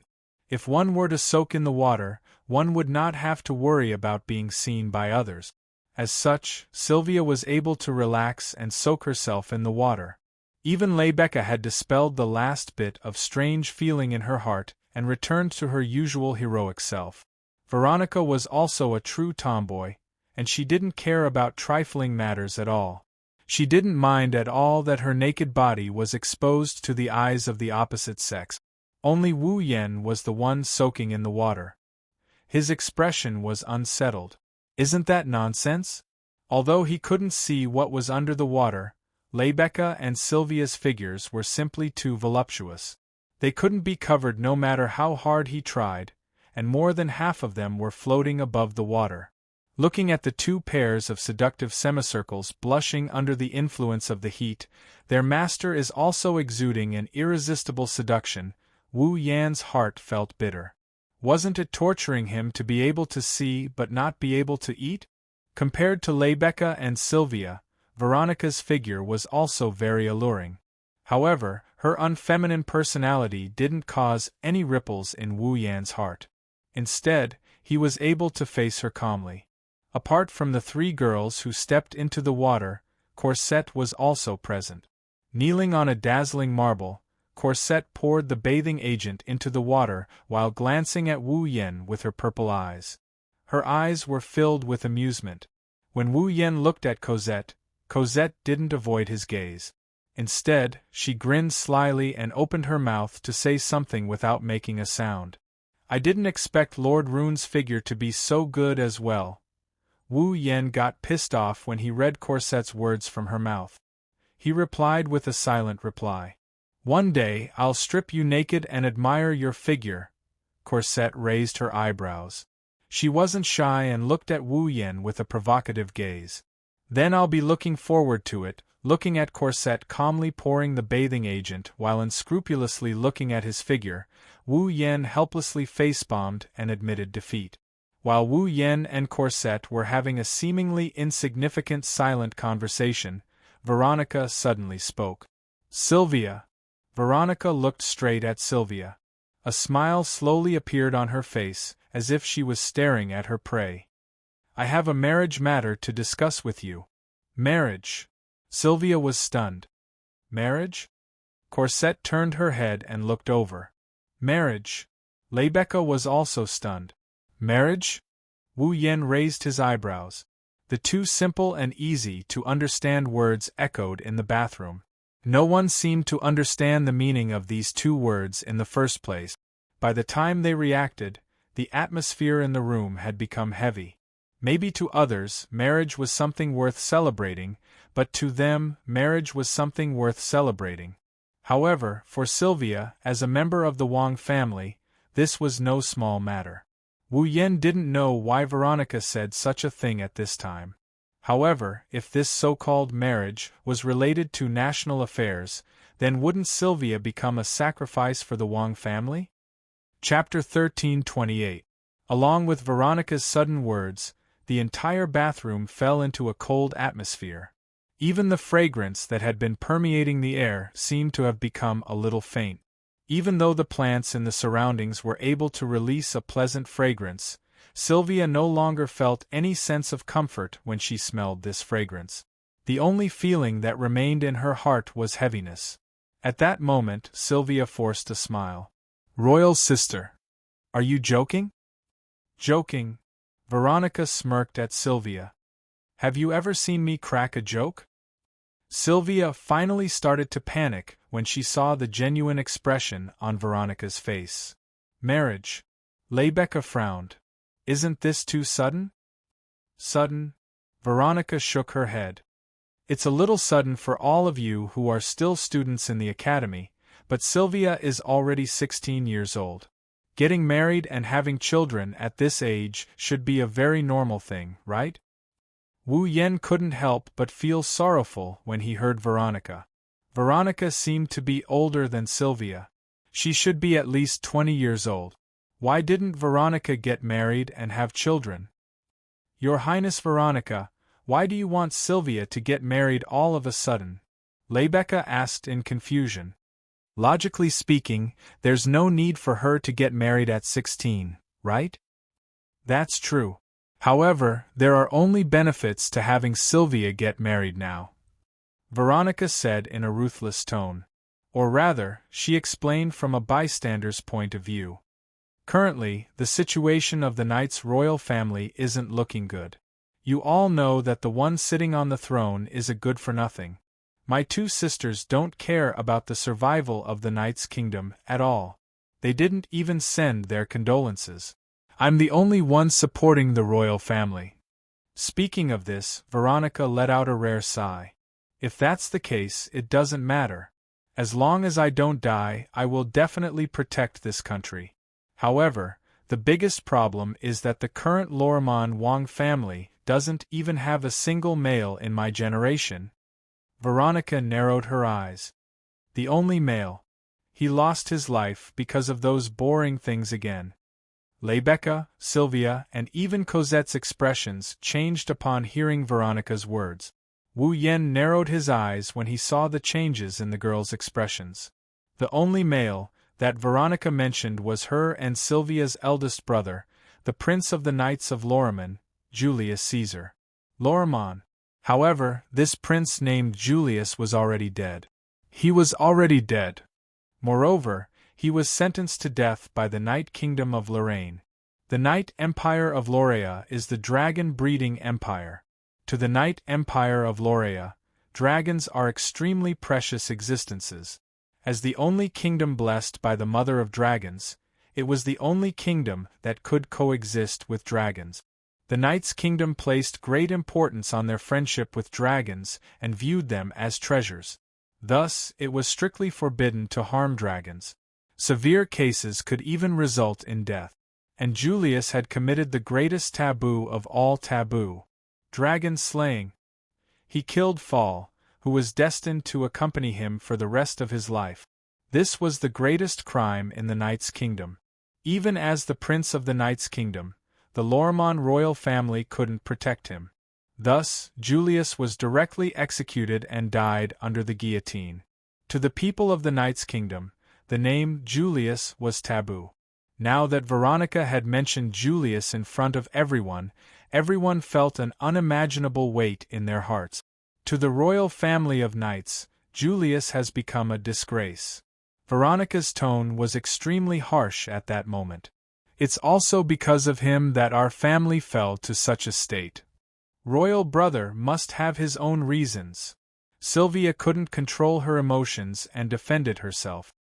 No one would kill their own Fall for no reason. Royal brother must have his own reasons. Reasons, Veronica muttered, then looked at Sylvia with a cold smile. That does sound like something you would say. After all, your relationship with Julius is the best among us siblings. Since that's the case, you should be happy. Happy? Yes. That's right. Veronica's lips curled up. Because your betrothal partner is Julius' good friend, one of the people you used to admire the most. Marcus Gaia. Wah! Sylvia's heart stopped for a moment. Marcus Gaia? Rebecca and Corsette looked at each other and fell silent. With Grillion's identity as a Saint Sky Dragon Knight and Veronica's personal guard captain, his marriage with Sylvia could be considered as a well-matched couple. However, Sylvia's expression was extremely unsightly. What? Veronica coldly looked at Sylvia, causing Sylvia to tremble. Is there something you're unhappy about? Sylvia bit her lip and hesitated as she looked at Veronica, who was looking at her coldly. After a long while, she mustered up her courage. Royal sister, I've already decided to pursue the sacred knight armor and become a sacred dragon knight. I don't want to get married so early. Become a sacred dragon knight. Veronica's eyes widened. She laughed out loud as if she heard something funny. You're just a coward who's afraid of your own sister and could only watch from the sidelines during the corpse dragon's attack. You want to become a sacred dragon knight? Sylvia lowered her head. Her expression was hidden under her bangs, and her expression could not be seen clearly. However, Sylvia's shoulders were trembling at a rate visible to the naked eye. "Humph." Veronica coldly snorted. "The talents of Dragon Breeder are very likely to be passed on to the next generation. You are a Dragon Knight, and Gulian is a Saint Sky Dragon Knight. The offspring of the two of you are indeed very likely to become a Saint Sky Dragon Knight. Therefore, instead of hoping that you can become a Saint Sky Dragon Knight, you might as well hope that your child can become a Saint Sky Dragon Knight." Such harsh and heartless words made Sylvia's eyes turn misty. Even Rebecca and Corset could not stand it any longer and turned their heads away. Veronica recalled something, and she turned around with a smile. She turned around and looked at Wu Yen, who had been silent all this while. "Aren't you this cowardly princess's guardian? Don't you want to say something?" Rebecca, Corset, and Sylvia raised their heads and looked at Wu Yen. "No matter what I say, Her Highness Veronica will be able to find an example to refute me. After all, Sylvia's performance is there. What else can I say?" Wu Yen suddenly smiled when he saw everyone's eyes on him. "So, instead of talking, why don't we let the facts speak for themselves?" "Facts?" Everyone was stunned for a moment. "Your Highness Veronica, don't you think that Sylvia is useless?" Wu Yen didn't give up until he made a shocking suggestion. "If that's the case, why don't you compare Sylvia with a Dragon Knight in your so-called Lormon Holy Dragon Knight Legion?" "What did you say?" Even Veronica couldn't help but exclaim out loud. Not to mention Veronica, even Sylvia, Rebecca, and Cosette were shocked. "Roland!" Sylvia couldn't care less that she wasn't wearing anything. She stood up immediately. You're joking, right? How could I possibly defeat a Dragon Knight of Loriamon's Holy Dragon Knights?" Wu Yen ignored Sylvia and looked at Veronica. Veronica looked back at him and laughed. "Isn't it interesting?" Veronica rolled her eyes. "Then, why don't you join us?" "Me?" This time, it was Wu Yan's turn to be stunned. "I'm also very interested in how strong you are." Veronica had an excited smile on her face. "I'll arrange an important opponent for you. What do you think? How about?" Looking at Veronica's amused grin, Wu Yen grinned as well. "All right. I'm fine with it. Then it's settled." Sylvia didn't know what to do when she saw Wu Yen and Veronica coming to an agreement. Chapter 1329. Just like that, Wu Yen and Veronica decided on a duel between Sylvia and a Dragon Knight from the Lormon Holy Dragon Knights without Sylvia's consent. Naturally, this included the duel between Wu Yen and a Dragon Knight from the Lormon Holy Dragon Knight. And the time of the duel was 3 days later at the Imperial Competition. The so-called Imperial Competition referred to the competition of dragon riding skills. There was a tradition in the Ansari Dragon Riding Academy.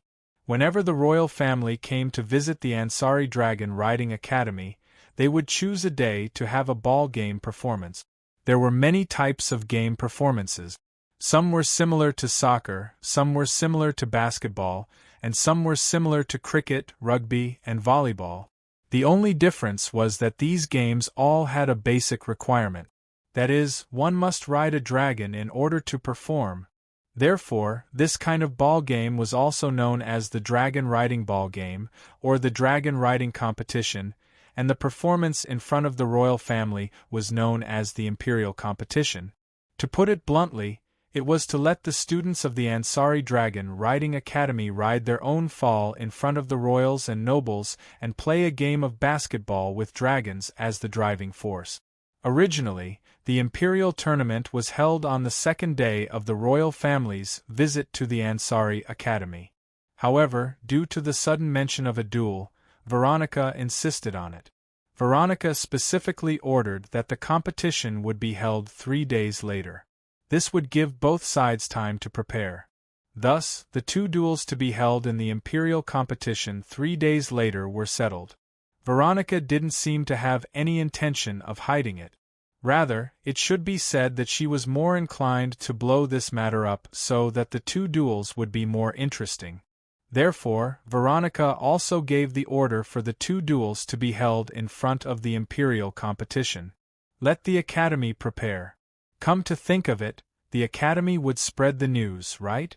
At that time, the 4th Princess of Lorrimon will duel with a member of Loriamon's Holy Dragon Knights, and the Academy's dragon-riding genius will duel with a member of Loriamon's Holy Dragon Knights would definitely attract all the citizens of Ansari City who loved to watch a good show. One could only imagine how grand the Imperial tournament would be. However, for Sylvia, one of the parties involved, this definitely wasn't a good thing. It started when they walked out of the bathroom in Sylvanus. On the way, Sylvia was silent the entire time. She glanced at Wu Yen, who was walking in front of her, and then at Corset, who was following behind her. She had a complicated feeling in her heart. Wu Yen, Sylvia, and Cosette are the only ones on the way out of Sylvanus. Veronica asked Rebecca to stay behind. They were discussing the details of the corpse dragon incident. Veronica originally wanted Wu Yen to participate. After all, not only was Wu Yen strong, he also gave Veronica a heads-up in the previous discussion. He wouldn't cower just because of Veronica's status. Veronica's speech was very unscrupulous and organized, but it was also very organized. Wu Yan's help was indeed great. Moreover, Wu Yen was very active in the corpse dragon incident. However, Wu Yen refused Veronica's invitation to stay. The reason was naturally because of the cowardly princess following behind him. He had made such a difficult decision for Sylvia so hastily. Sylvia must have a lot of questions and uneasiness right now, right? Just as Wu Yen expected, Sylvia couldn't wait to ask the moment they walked out of Sylvanus. Why? It was a simple 3 words, but Sylvia voiced out all her thoughts. Why do you want me to duel with Royal Sisters Dragon Knight Legion? Lorrimon's knighthood is the dragon-breeding nation. Therefore, the knighthood of this nation is different from that of other nations. In Lorrimon's knighthood, the knights in the knighthood are all dragon knights who have a dragon as their mate. Among the knighthood, Lorrimon's Holy Dragon Knight Legion is the strongest and most glorious one. In other words, Lorrimon's Holy Dragon Knight Legion's Dragon Knight Legion is ranked at the top of all dragon knights. The Legion commander of Lorrimon's Holy Dragon Knight Legion even has the reputation of being the strongest in the world in one-on-one duels. Under such circumstances, even if it's not a Holy Dragon Knight, it's easy to imagine how strong a Dragon Knight Legion's Dragon Knight Legion's Dragon Knight Legion is. Sylvia is very strong. At the mere age of 16, Fall Lancelot has already grown into a holy dragon. Even though she's still a young dragon, she's already a dragon knight that everyone respects. But no matter how strong she is, she's still a student and Lancelot is still a young dragon. Compared to the dragon knights who had fully grown up and had the ability to join the strongest knights in the kingdom of Lorriamon, the difference was not just a little bit. Perhaps when it came to Fall, Lancelot, who was also a holy dragon, might be behind Fall in terms of growth rate, but his power shouldn't be too far off from Fall. However, when it came to the ability of a rider, Sylvia was definitely immature. In that case, Fall's strength should be above Lancelot's. Even if Fall is weaker than Lancelot, Sylvia still won't be able to win. This is something that Wu Yen has proven more than once by having the weak defeat the strong. That was why Sylvia didn't even need to guess the outcome of a duel between her and the Dragon Knight of Lorriamon's Holy Dragon Knight Legion. Sylvia doesn't understand why Wu Yen wants her to duel a Dragon Knight Legion's Dragon Knight Legion's Dragon Knight Legion. She doesn't believe that Wu Yen doesn't know her strength, nor does she believe that Wu Yen doesn't know that her chances of winning are minuscule. Yet, Wu Yen still made such a decision. It really puzzles her. Wu Yen stopped in front of her and slowly turned around to face Sylvia. His wine-red eyes shone with a profound light under the moonlight. Sylvia and Corset almost lost themselves in them. What else can I do? Wu Yen let out a long breath and rubbed his forehead. Do you want to marry that Jirian? No. Of course I don't. Even though Jirian was the person she idolized when she was young, Sylvia denied it so quickly and decisively that it shocked even herself. Although Sir Gulien is an outstanding knight and a respected holy heavenly dragon knight, I do not have any intention of marrying him. Isn't that enough? Wu Yen turned around and continued walking towards the dormitory. Sylvia and Corset hurriedly followed after him. Didn't your sister doubt your ability, deny your dreams, and think that you're useless? That's why she wants to use you as a tool to reproduce? Wu Yen said without turning around. Then, other than proving your ability in front of her, proving that you have the qualifications to fulfill your dreams, do you have any other way? But, Sylvia clenched her fists, unwilling to give up. With my current strength, it's impossible for me to win against the Dragon Knight Legion under my sister's command. This again. Wu Yen sneered. Every time, you use impossible as an excuse. To you, just because your opponent is stronger than you can only stop moving forward? Hearing this, heart-wrenching sadness surfaced in Sylvia's eyes, and her voice became downcast. Then, do you think I have a chance of winning? Right now, I don't have a chance at all. Sylvia laughed at herself when she heard Wu Yan's words. However, Wu Yan's next words stunned her. But I don't know after 3 days, this. Sylvia was confused. What do you mean? Lancelot may still be in his infancy, but he's still a holy dragon. His strength shouldn't be much weaker than his opponent. The key lies in you, the rider. Wu Yen glanced at Sylvia and his lips curled up. Do you want to control your own fate? Control my own fate. Sylvia's eyes flashed and her face was filled with determination. Of course. Since that's the case, leave it to me. Wu Yen suddenly turned around. A smile that made Sylvia's heart tremble appeared on his face. In 3 days, I'll let you experience what it's like to become stronger. Of course, there's also the taste of hell. Chapter 1330. Sylvanus. Veronica and Rebecca stood side by side in the center, looking at the huge sword hanging on the wall in front of them with grim expressions. The entire sword was pitch black in color. The huge body and hilt of the sword were covered with blood-red veins that made one's hair stand on end. They emitted a blood-like luster as if they were alive. Inside the veins, traces of blood-like light were flowing like water. This greatsword is the one Wu Yen snatched from Mikotas. It can resurrect dead dragons, it can create corpse dragons, and it's a product of magicite engineering. Is this the giant sword that can control the corpse gray dragon? Even the fearless Veronica was looking at the giant sword in front of her with fear in her eyes. The sword itself seems to be made of precious metal, but those red veins. Yes. Rebecca nodded solemnly. They are all made of dragon chi magnificent crystals. As expected. Veronica's expression darkened. Dragon chi crystals. That was a special crystal that only dragons could produce. Almost every dragon in the dragon race would secrete crystals that contained magic power at regular intervals. These crystals were known as Dragon Chi Splendor Crystals. Because the Dragon Chi Magnificent Crystal contained some excess magic power in the bodies of the dragons of the dragon race. People also began to make use of these Dragon Chi Magnificent Crystals. Those who held the Dragon Chi Magnificent Crystal could use the magic power contained within to cast dragon magic that only the dragon race could cast. At the same time, they could also do some things that only magic could do. For example, Veronica's aerial battleship was powered by the special Dragon Chi crystals.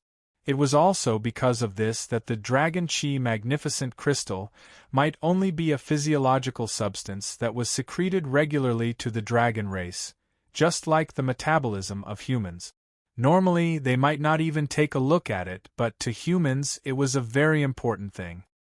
Dragon Chi Splendor Crystal was an extremely precious magic-conducting item. Knight Loriaman's kingdom had many production lines that relied on the Dragon Chi Magnificent Crystal. Some nobles even used dragon crystals as a status symbol or a way to flaunt their wealth. Usually, the nobles would have some luxurious decorations in their residences. For example, chandeliers. They all used the dragon chi magnificent crystals to provide the light. As a result, to the knighthood kingdom, the dragon chi magnificent crystal was a precious item that they absolutely could not lack. However, it was also because of the large amount of dragon crystals that they could use and convenience. The other countries also coveted the dragon chi magnificent crystals. After all, unlike the dragons that only contracted with citizens of Night of Nights, dragon crystals could be used by almost anyone. Although the dragon magic cast using dragon crystals would not be as powerful as those cast by dragons themselves, it was still much more powerful than using human power. In addition to the various convenient effects, who wouldn't want to obtain the dragon chi magnificent crystal? Now, the various factions of the Eruxtran continent would regularly come to Loriamen to purchase large amounts of dragon crystals. As the sovereign nation of Loriamen, the kingdom of Sheplon even requested a regular tribute of dragon crystals. Even the Sepharos Empire secretly obtained dragon crystals from various channels. That was why they had the opportunity to fuse dragon magicite with their own machinery and develop magicite engineering. That was why Veronica's expression was so ugly when she saw the veins made of dragon essence on the giant sword that she used to attack Ansari. There was nothing more unpleasant than having one's country's proud product being used by a hostile country and causing harm to one's own country. However, although Veronica was very assertive and a martial artist, it did not mean that her brain was made of muscle. Otherwise, how could she support the entire Knight of Loriamen? After a while, Veronica suppressed her emotions and calmed down. Has someone already analyzed the structure of this giant sword? There are specialists in the academy who have studied the structure of the sword, Lebecca replied before shaking her head. The experts are already analyzing the function of the veins made from the dragon chi magnificent crystal. However, the progress of the engineering research is not enough, that's inevitable. Veronica did not blame Lebecca for her incompetence. She nodded in understanding. Magic engineering is the specialty of the Knight's Kingdom. However, engineering is the domain of the Empire.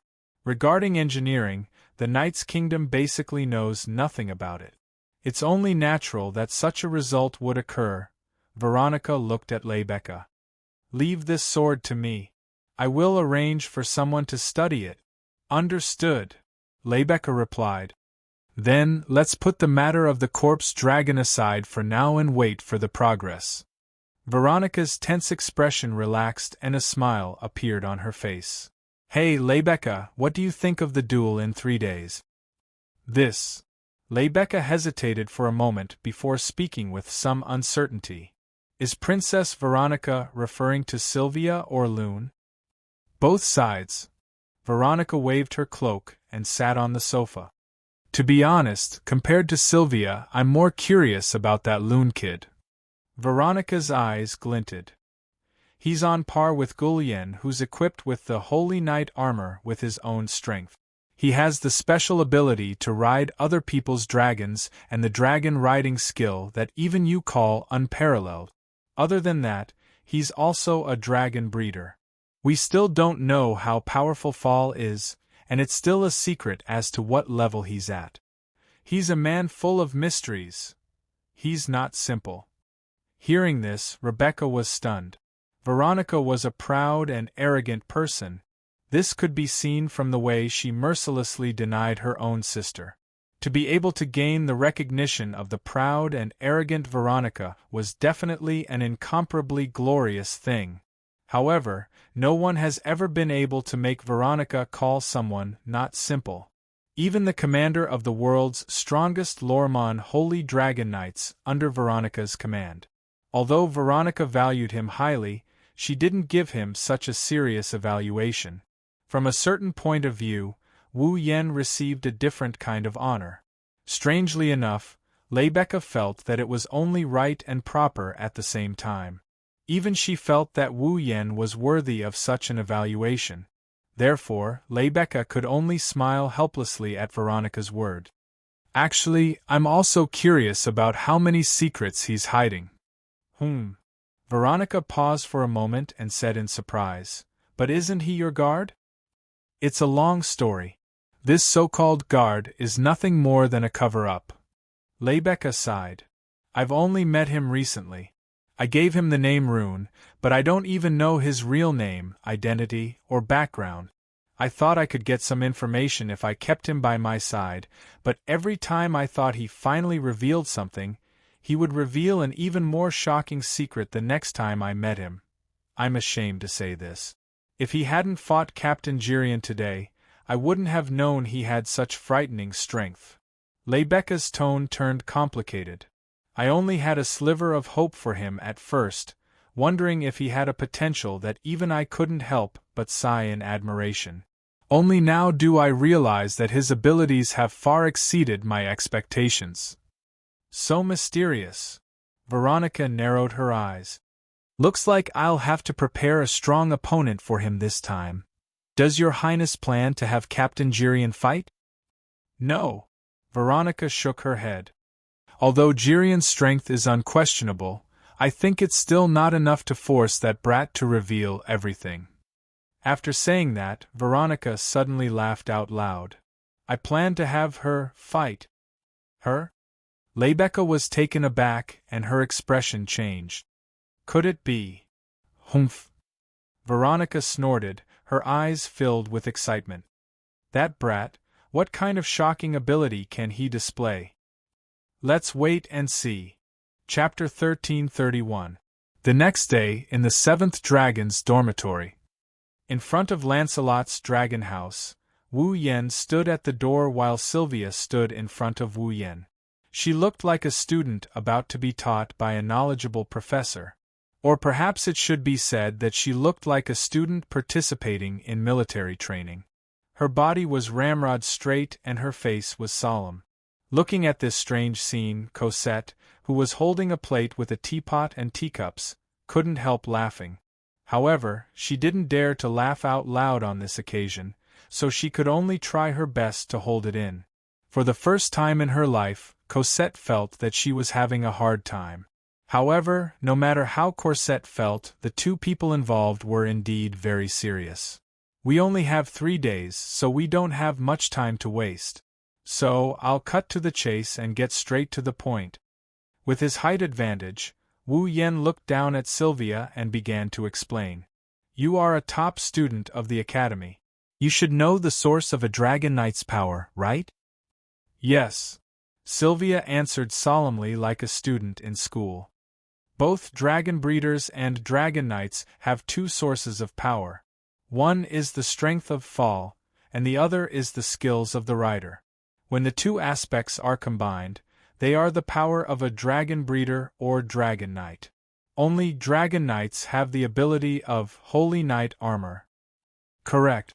Wu Yen clapped his hands. "In other words, if you want to increase your power in a short time, you can only do it from 2 aspects. The first is the growth of Lancelot's own power." Wu Yen patted Lancelot's head. "If Lancelot can grow, then, even if the rider's ability doesn't change, his overall power will increase. But the growth of a dragon is not only related to its master's care, but also its bloodline and talent." Wu Yen shook his head.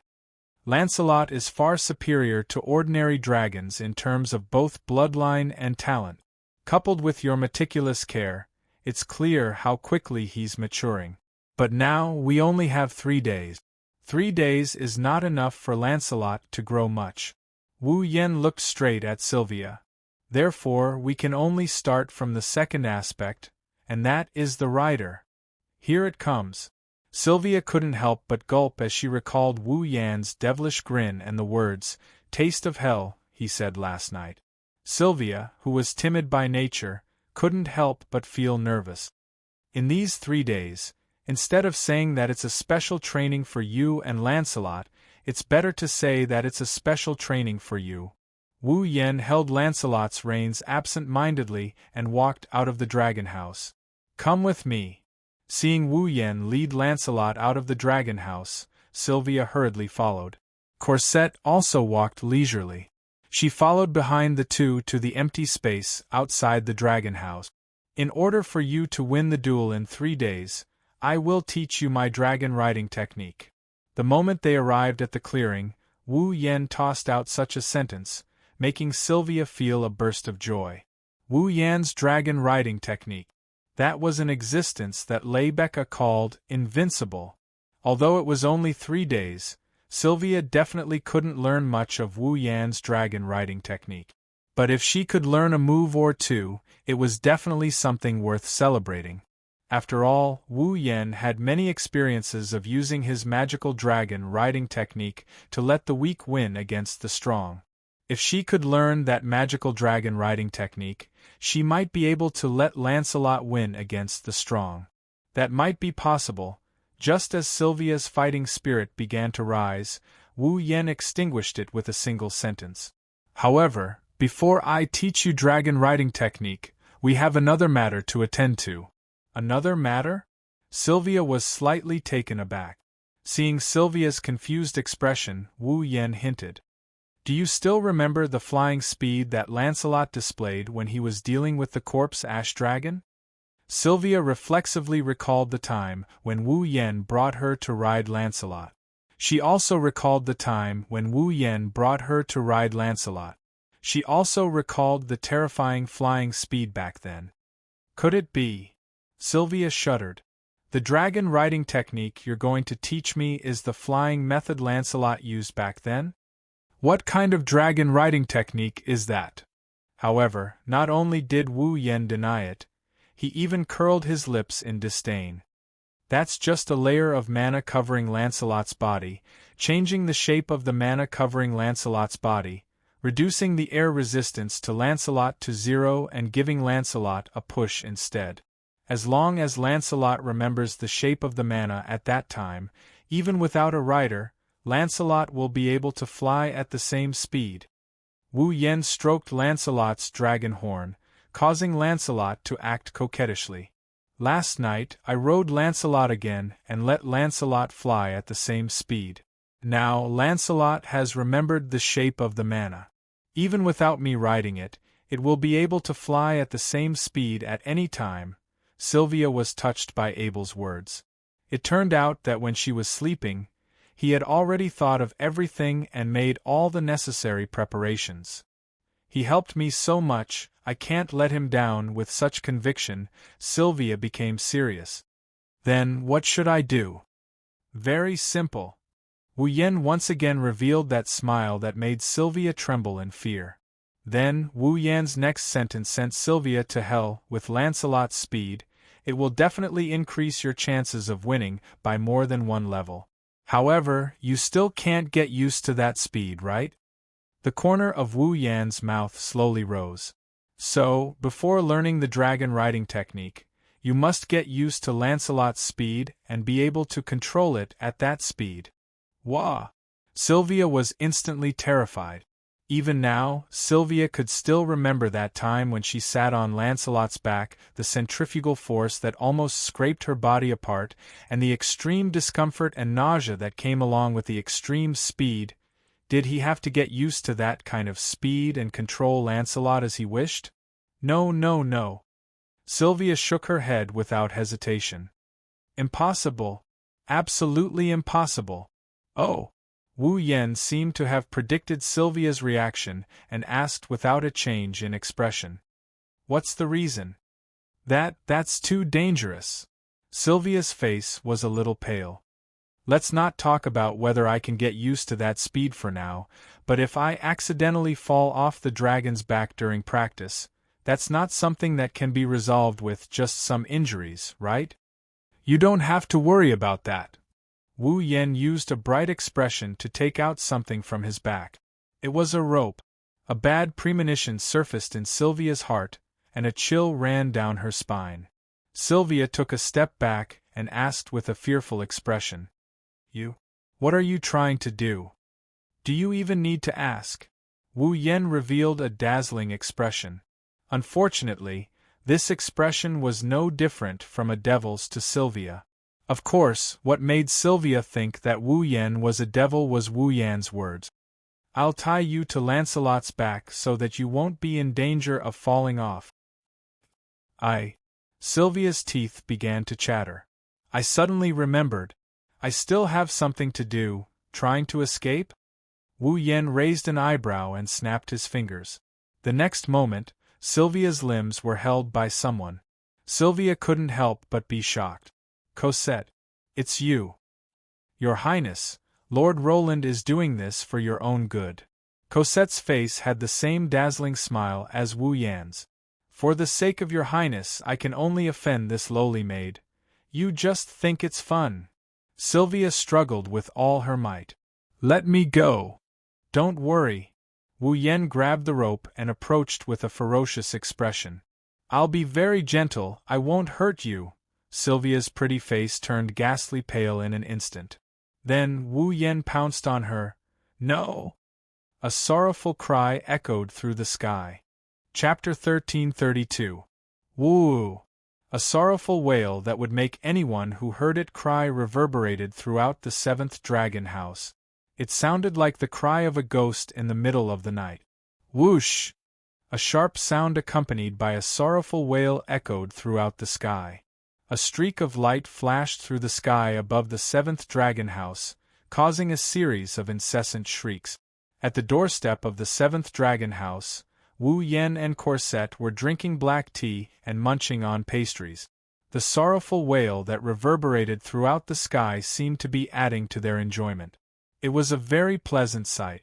Looking up, Wu Yen couldn't help but sigh when he saw Sylvia, who was tied to the back of Lancelot's dragon and screaming with her eyes closed. As expected of the princess, she's been screaming for an entire hour and her voice is still so loud. It's a pity that she's not singing the high notes. That's true. Cosette wasn't worried about his master at all. He looked at Sylvia, who was screaming in the sky with a big smile on his face. Her Highness seems to be very happy. If Sylvia or anyone else heard this, they would definitely stay away from Cosette and never dare to approach her again. What is bad? That is bad. What is bad taste? That is bad taste. Cosette proved to everyone in the world that in this world, there was no one who could help her. There was actually a maid who would feel happy for her mistress' misfortune. He didn't know he had a maid who was both capable and good-looking, but a powerful maid with a very bad taste. Would that be a good thing for Sylvia? Of course, if Veronica was here, she would definitely admit that she was inferior. Even though Veronica also gave Sylvia hellish special training when she was young, Sylvia wasn't that bad. At the very least, she wasn't so bad as to leisurely drink black tea and eat pastries while Sylvia's life was in danger. However, after watching Sylvia scream for an hour in the sky, Wu Yen got bored of it. She's a real demon, no doubt, so he casually mentioned it. Speaking of which, aren't there 5 holy dragons in the 7th dragon house? Why do I only see Lancelot and Guffrin every time I come here? Ha! Cosette was admiring her mistress' tragic experience. Cosette was also nonchalant in her reply. Apart from Guffrin and Lancelot, the other 2 holy dragons seem to always be by their master's side. They rarely stay in the dragon house. One of the holy dragons' master has been skipping classes and hasn't even been to the academy that many times. Therefore, Lancelot's master has been skipping classes. So, Lancelot and Lancelot are the most common holy dragons. You haven't even been to the academy that many times? Wu was slightly surprised. It's truly a miracle that such a person was able to nurture his fall into a holy dragon and become a dragon knight. Although he hasn't been to the academy many times, he's not a student with low grades. Cosette explained with great interest. I heard that this student often skips his classes and school activities. She once aroused the dissatisfaction of many people in the academy. However, her grades are always among the best. Her ranking has never fallen out of the top 5 in the year. So, even the teachers, instructors, and the dean can't do anything about it. That's amazing. Wu Yen curled his lips. Then, he thought of something and looked at Corset. You said the other two holy dragons rarely stay in the dragon house? Yes. What about the other one? Wu Yen asked suspiciously. Aren't there 5 holy dragons in the academy? What about the other one? This. Corset finally stopped admiring her mistress' embarrassment and looked at Wu Yen. The remaining holy dragon has always been in the 7th dragon house. It's always been in the 7th dragon house? Wu Yen didn't feel relieved after hearing Corset's words. Instead, he became more suspicious. Then why haven't I seen it?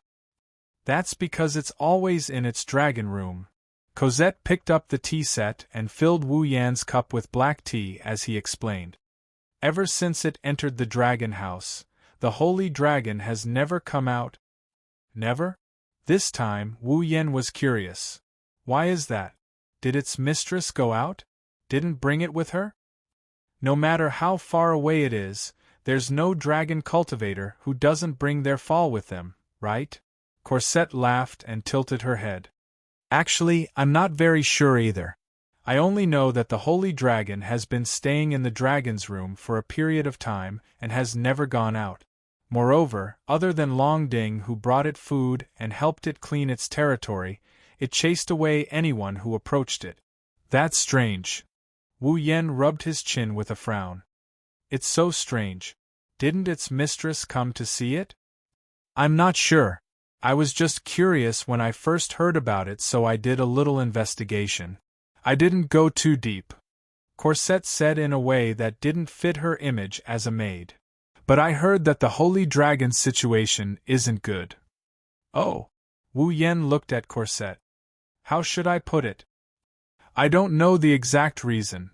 Corset pursed her lips and said with uncertainty, but I heard that its body is getting weaker and weaker. Usually, it doesn't move except when it eats. Wu Yen pondered for a moment. His curiosity was piqued. It has been staying in the dragon house for no reason. It doesn't go out. It doesn't do anything except eat. Its body is getting weaker and weaker. This is too strange. A holy dragon's behavior is so abnormal. Logically speaking, such a thing should be enough to make the entire Ansari Kingdom's dragon-riding academy restless. After all, dragons are precious existences. The Night Kingdom values dragons very much. Let alone a holy dragon, its mistress should be more anxious than anyone else. However, in the academy, this kind of thing is considered a big deal. Wu Yen stayed here for a month and he didn't even hear a little bit about it. There are only 2 explanations for this. Either the reason for this holy dragon's abnormal behavior can't be known to outsiders, so the academy has completely blocked the news. Either that, or Xing Long had been acting strangely for some time, and no one in the academy knew the reason for it. Currently, they were still searching for it, and as time passed, even if there were people in the academy who knew about it, not many would mention it.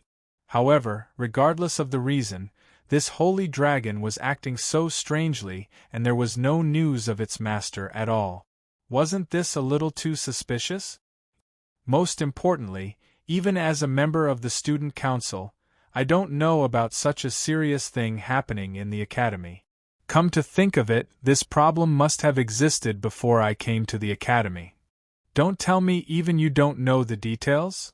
Wu Yen couldn't help but ask Corset curiously. Isn't your Shirley family specialized in espionage technology?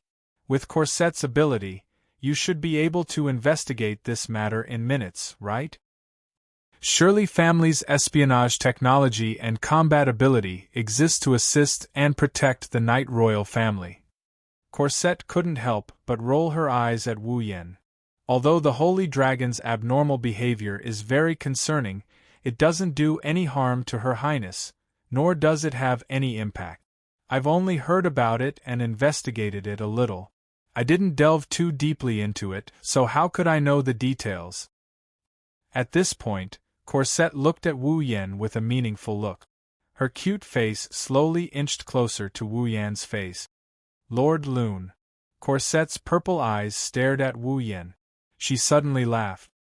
You don't think I'm the kind of person who would use my ability to do something like peeping because of a little curiosity or gossip, do you? Ahaha! Wu Yen laughed and his eyes began to drift. How could that be? Corset reached out her hand and held Wu Yan's cheek, making him face her. Please look into my eyes when you speak. Corset's cute face was so close to his, Wu Yan's heartstrings were fiercely touched. I'll go see that holy dragon. Resisting the urge to kiss her, Wu Yan shook off Corset's hand and ran into the dragon house like he's escaping from something. Wu Yan didn't see that at this moment, Corset's face was also flushed. Chapter 1333. Wu Yan, who rushed into the dragon house, slammed the door shut with a bang. He leaned against the door with cold sweat dripping down his face. That maid. I really can't underestimate her. Recalling the cute face that was less than 10 centimeters away from him less than a minute ago, Wu Yan couldn't help but wipe the sweat off his face. I actually ended up like this because I got too close to a girl's face. What the hell is wrong with me? Wu Yan has a lot of girls around him, and all of them have stunning looks. Even though Cosette is also very cute, she's still lacking compared to Ikaros, who's breathtakingly beautiful. In front of Ikaros, Wu Yan sometimes behaved in an unbearable manner, but as time passed, he got used to it. He even thought that his immunity should have increased by quite a bit. Who knew that under such circumstances, he still behaved in such a pathetic manner? It's no wonder Ikaros thought he's abnormal. Taking a deep breath and exhaling, Wu Yan calmed the inexplicable tension in his heart. He raised his head and looked at the interior of the dragon house. The 7th dragon house of the Ansari Kingdom's Dragon Riding Academy is dedicated to the holy dragons. Therefore, the 7th dragon house can be said to be the most sacred place in the entire academy. There are only 5 holy dragons residing in this dragon house. However, the 7th dragon house is the largest, tallest, and most luxurious building of the 7 dragon houses of the Ansari Kingdom's Dragon Riding Academy. From the outside, the 7th dragon house looks like an extremely luxurious villa. From the inside, the structure of the 7th dragon house is actually quite simple. After entering through the main entrance, they stood at the entrance. The first thing they saw was a spacious open space. The ground was made of precious blue marble. The place is specially decorated in gold. It's monotonous but not perfunctory. It's very tasteful. In front of the open space, there's a row of dragon houses against the wall. The dragon rooms that were arranged side by side were just empty rooms. Apart from the fact that they occupied a larger area than normal rooms, there was nothing special about them. There was even a water tank inside. The holy dragons that resided inside replenished their water supply from the water trough. As for food, the dragons were responsible for providing it on time. Because each dragon room only had a small door that could only cover about 1/5 of the area, no one would think of locking the dragon up. Therefore, even if one stood at the door of the dragon house, they would not be able to see through it. Wu Yan could also clearly see the situation in each dragon room. The first thing that caught Wu Yan's attention was Gufflin, who is sitting in the center of the 7th dragon house. He's sitting in the most spacious dragon room of the 7th dragon house. As the strongest holy dragon in the academy, as well as Lebeka's holy dragon knight, Gufflin could be said to be the most eye-catching dragon in the entire academy. There was no one who could compare to him. His enormous body, which could be ranked at the forefront of the entire dragon clan, could not be ignored. After all, in the dragon clan, basically, if there were no surprises, size represented a dragon's strength. The larger a dragon was, the greater its growth potential, the more power it accumulated and the stronger it would be. That's why most people's understanding of a dragon's strength was based on their size. Gufflin's size was ranked at the top of the dragon clan, so there was no doubt about its strength. Compared to Gufflin's enormous body, even the dragon room of the 7th dragon house, which was designed to fit an adult dragon's body, felt a lot smaller. It didn't fit Gufflin. Roar! Perhaps sensing someone's gaze on it, Guffalin opened its eyes. When it saw Wu Yen standing in front of the dragon house, a trace of joy flashed through its solemn dragon eyes. It then let out a joyful roar.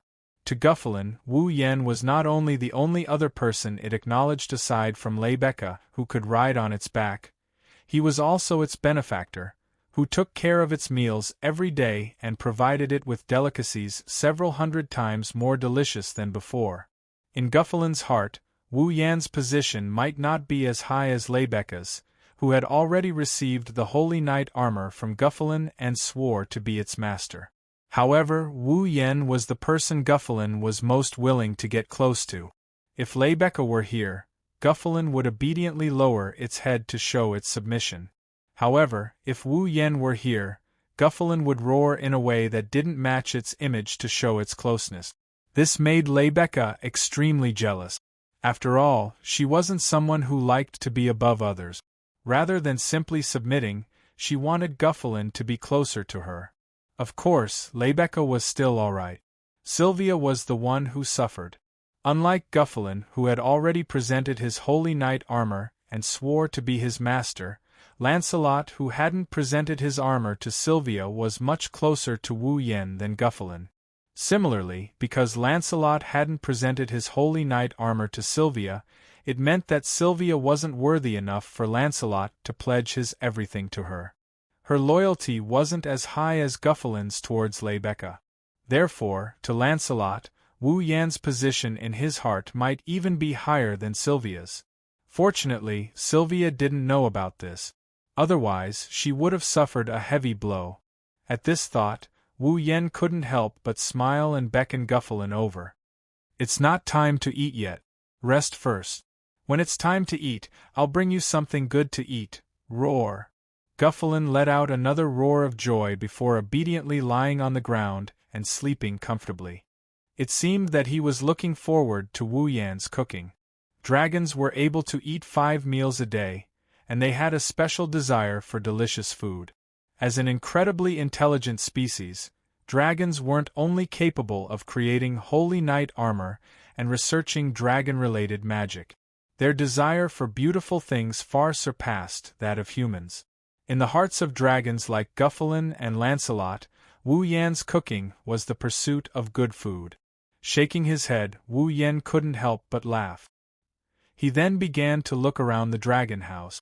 Lancelot was accompanying Sylvia in her special training outside. Corset had also said that the other 2 holy dragons were always by their master's side and rarely entered the 7th dragon house.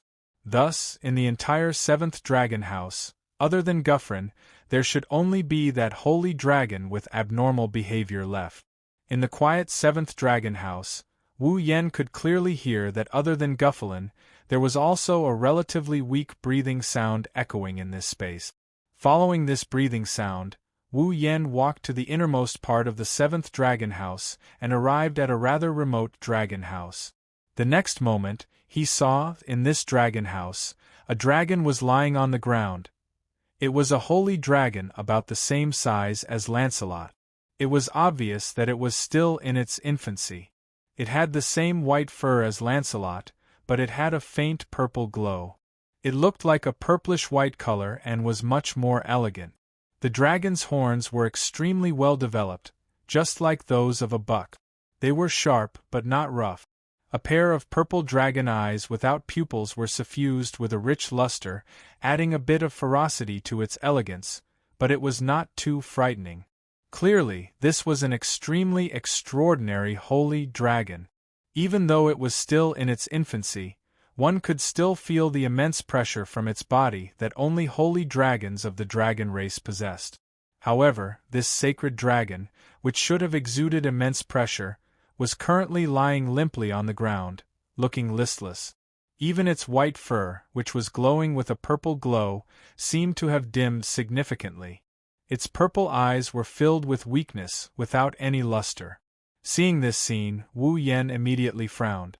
"It's as Corset said, this dragon situation is not good."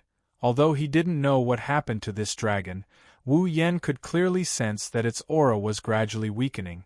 From the looks of it, It probably won't be long before this dragon's life comes to an end. Staring at the weak holy dragon, Wu Yen closed his eyes. When he opened them again, there was a flash of light. Wu Yen lifted his foot and walked towards the holy dragon in the dragon house. When Wu Yen was 5 meters away from the holy dragon, it suddenly turned its head and looked at Wu Yen. The pair of purple dragon eyes were filled with warning. Chapter 1334. Gawain. Level 62. Wu Yen stared at the holy dragon Gawain, who was giving him a warning look. He hesitated for a moment before speaking to Gawain. "I don't mean any harm, I just wanted to check on you." The dragon race possessed a dragon seed memory that could provide every dragon with knowledge accumulated over thousands upon thousands of years. That was why the dragon race was known as an extremely intelligent race. Every dragon possessed the accumulated knowledge of the dragon race from the moment they were born. And in the dragon species memory of the dragon race, there would definitely be records of the human language.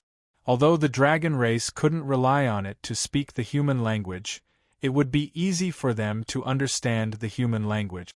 That was why Gawain could definitely understand Wu Yan's words. However, even after Wu Yan finished speaking, Gawain still looked at him with vigilance. There was even a hint of hostility in his eyes. If someone else approached Gawain with Gawain's previous behavior, he would have roared and scared them away. However, Gawain could feel a trace of pressure from Wu Yan's body that was different from ordinary people. It was the pressure from the bloodline. It was because of the true ancestor bloodline's pressure on the dragon race's bloodline that Wu Yan was able to obtain the dragon race's approval and become an existence that could ride any dragon. In the past, relying on this, Wu Yan could be said to have never failed in riding a dragon. Ordinary dragons felt that Wu Yan's life force was superior to theirs. That was why they would straightforwardly submit to him. The holy dragon could resist the bloodline pressure from Wu Yan. However, the dragon race was also a race that valued bloodlines greatly. Even if they weren't of the same race, they would still give a certain amount of respect to existences whose bloodline far surpassed theirs. Take Gufflin for example. To the dragon race, it was clearly the biggest taboo to allow someone other than their master to ride on their back. Many people had died because of this in the past. However, Guffrin still gave Wu Yan a chance to gain its approval. After some comparison, it approved of Wu Yan as its mount. Because Lancelot was a dragon whelp, his resistance to Wu Yan's aura was not as strong as Guffrin's. Moreover, with the help of delicious food, Lancelot's resistance to Wu Yan had plummeted. In the end, in addition to Wu Yan's teachings to its master, Lancelot very straightforwardly agreed to let Wu Yan ride it. Although Gawain was a holy dragon, he was still in his infancy, just like Lancelot. His resistance to Wu Yan's bloodline pressure shouldn't be stronger than Guevlin's, but Wu Yan didn't show any intention of riding it. He had merely approached, but the other party had given him an undisguised warning. Could it be that this holy dragon called Gawain had a dragon bloodline of a higher level than Gufflin and Lancelot's? Was that why he was able to ignore the pressure from his bloodline like Yak? Just as this thought appeared in his mind, Wu Yan immediately rejected it, because he saw it. In Gawain's eyes, which were filled with warning, there was also a trace of fear and respect. It was clear that Gawain also respected Wu Yan's bloodline pressure. But he still gave Wu Yan a warning. This proved that even though Gawain was respectful, he still didn't want Wu Yan to get close to him. That was why Gawain didn't even give existences of a higher level a chance to get close to him. This was a dragon with quite a personality, and also a difficult one to deal with. Almost instantly, Wu Yan had such an impression of Gawain. However, this only aroused Wu Yan's competitive spirit. Taming a holy dragon that clearly respected him but didn't want him to get close to him. It forcefully resisted his bloodline pressure, and even showed obvious hostility. This was a very unique holy dragon. Wasn't this very interesting? Moreover, he didn't want to harm him. He only wanted to see how he was doing and find out the reason why he was so weak. When the time came, Wu Yen wouldn't mind giving him a hand. With that in mind, Wu Yen ignored the warning in Gawain's eyes. With a smile, he continued to approach Gawain. Roar! At this moment, the warning, respect, and fear in Gawain's eyes all turned into pure hostility. Roar! Gawain's originally listless appearance instantly disappeared. He stood up abruptly and placed his four limbs on the ground. He raised his large dragon head and let out a warning roar at Wu Yen. The ferocious roar stirred up a dense shockwave that reverberated in all directions of Gawain's room. It caused the ceiling to tremble slightly and dust particles to fall down. From Gawain's roar, Wu Yen could sense his intentions. If you come any closer, I will attack. That was Gawain's intention. Wu Yan's wine-red eyes flashed. With a smile on his face, he ignored Gawain's warning and finally stepped into Gawain's room. A fierce glint flashed across Gawain's dragon eyes. Whoosh! In the next moment, a sharp sound of something breaking through the air echoed throughout the room. A blurry black shadow that caused the atmosphere to tremble violently flew out and viciously whipped towards Wu Yen, who had just walked into the room. That was Gawain's tail. Bang! A muffled sound that sounded like a direct hit to the heart rang out. A cloud of smoke exploded in a corner of the room and rose into the air. Seeing that his attack seemed to be effective, Gawain exerted a bit of force and immediately tried to pull back his tail. However, an extremely strong force restricted his dragon tail and prevented him from pulling it back. Gawain's dragon eyes suddenly widened. He raised a dragon claw and forcefully smashed it towards the center of the rising cloud of smoke. Bang! Another muffled sound rang out. This time, Gawain's attack scattered the cloud of smoke in all directions, exposing the situation within to the air and allowing Gawain to clearly see his current situation.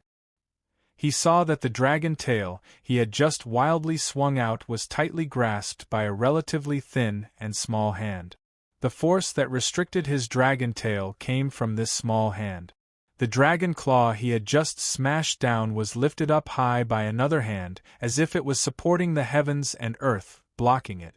Gawain's dragon eyes trembled. His immature mind was momentarily stunned by this unrealistic scene.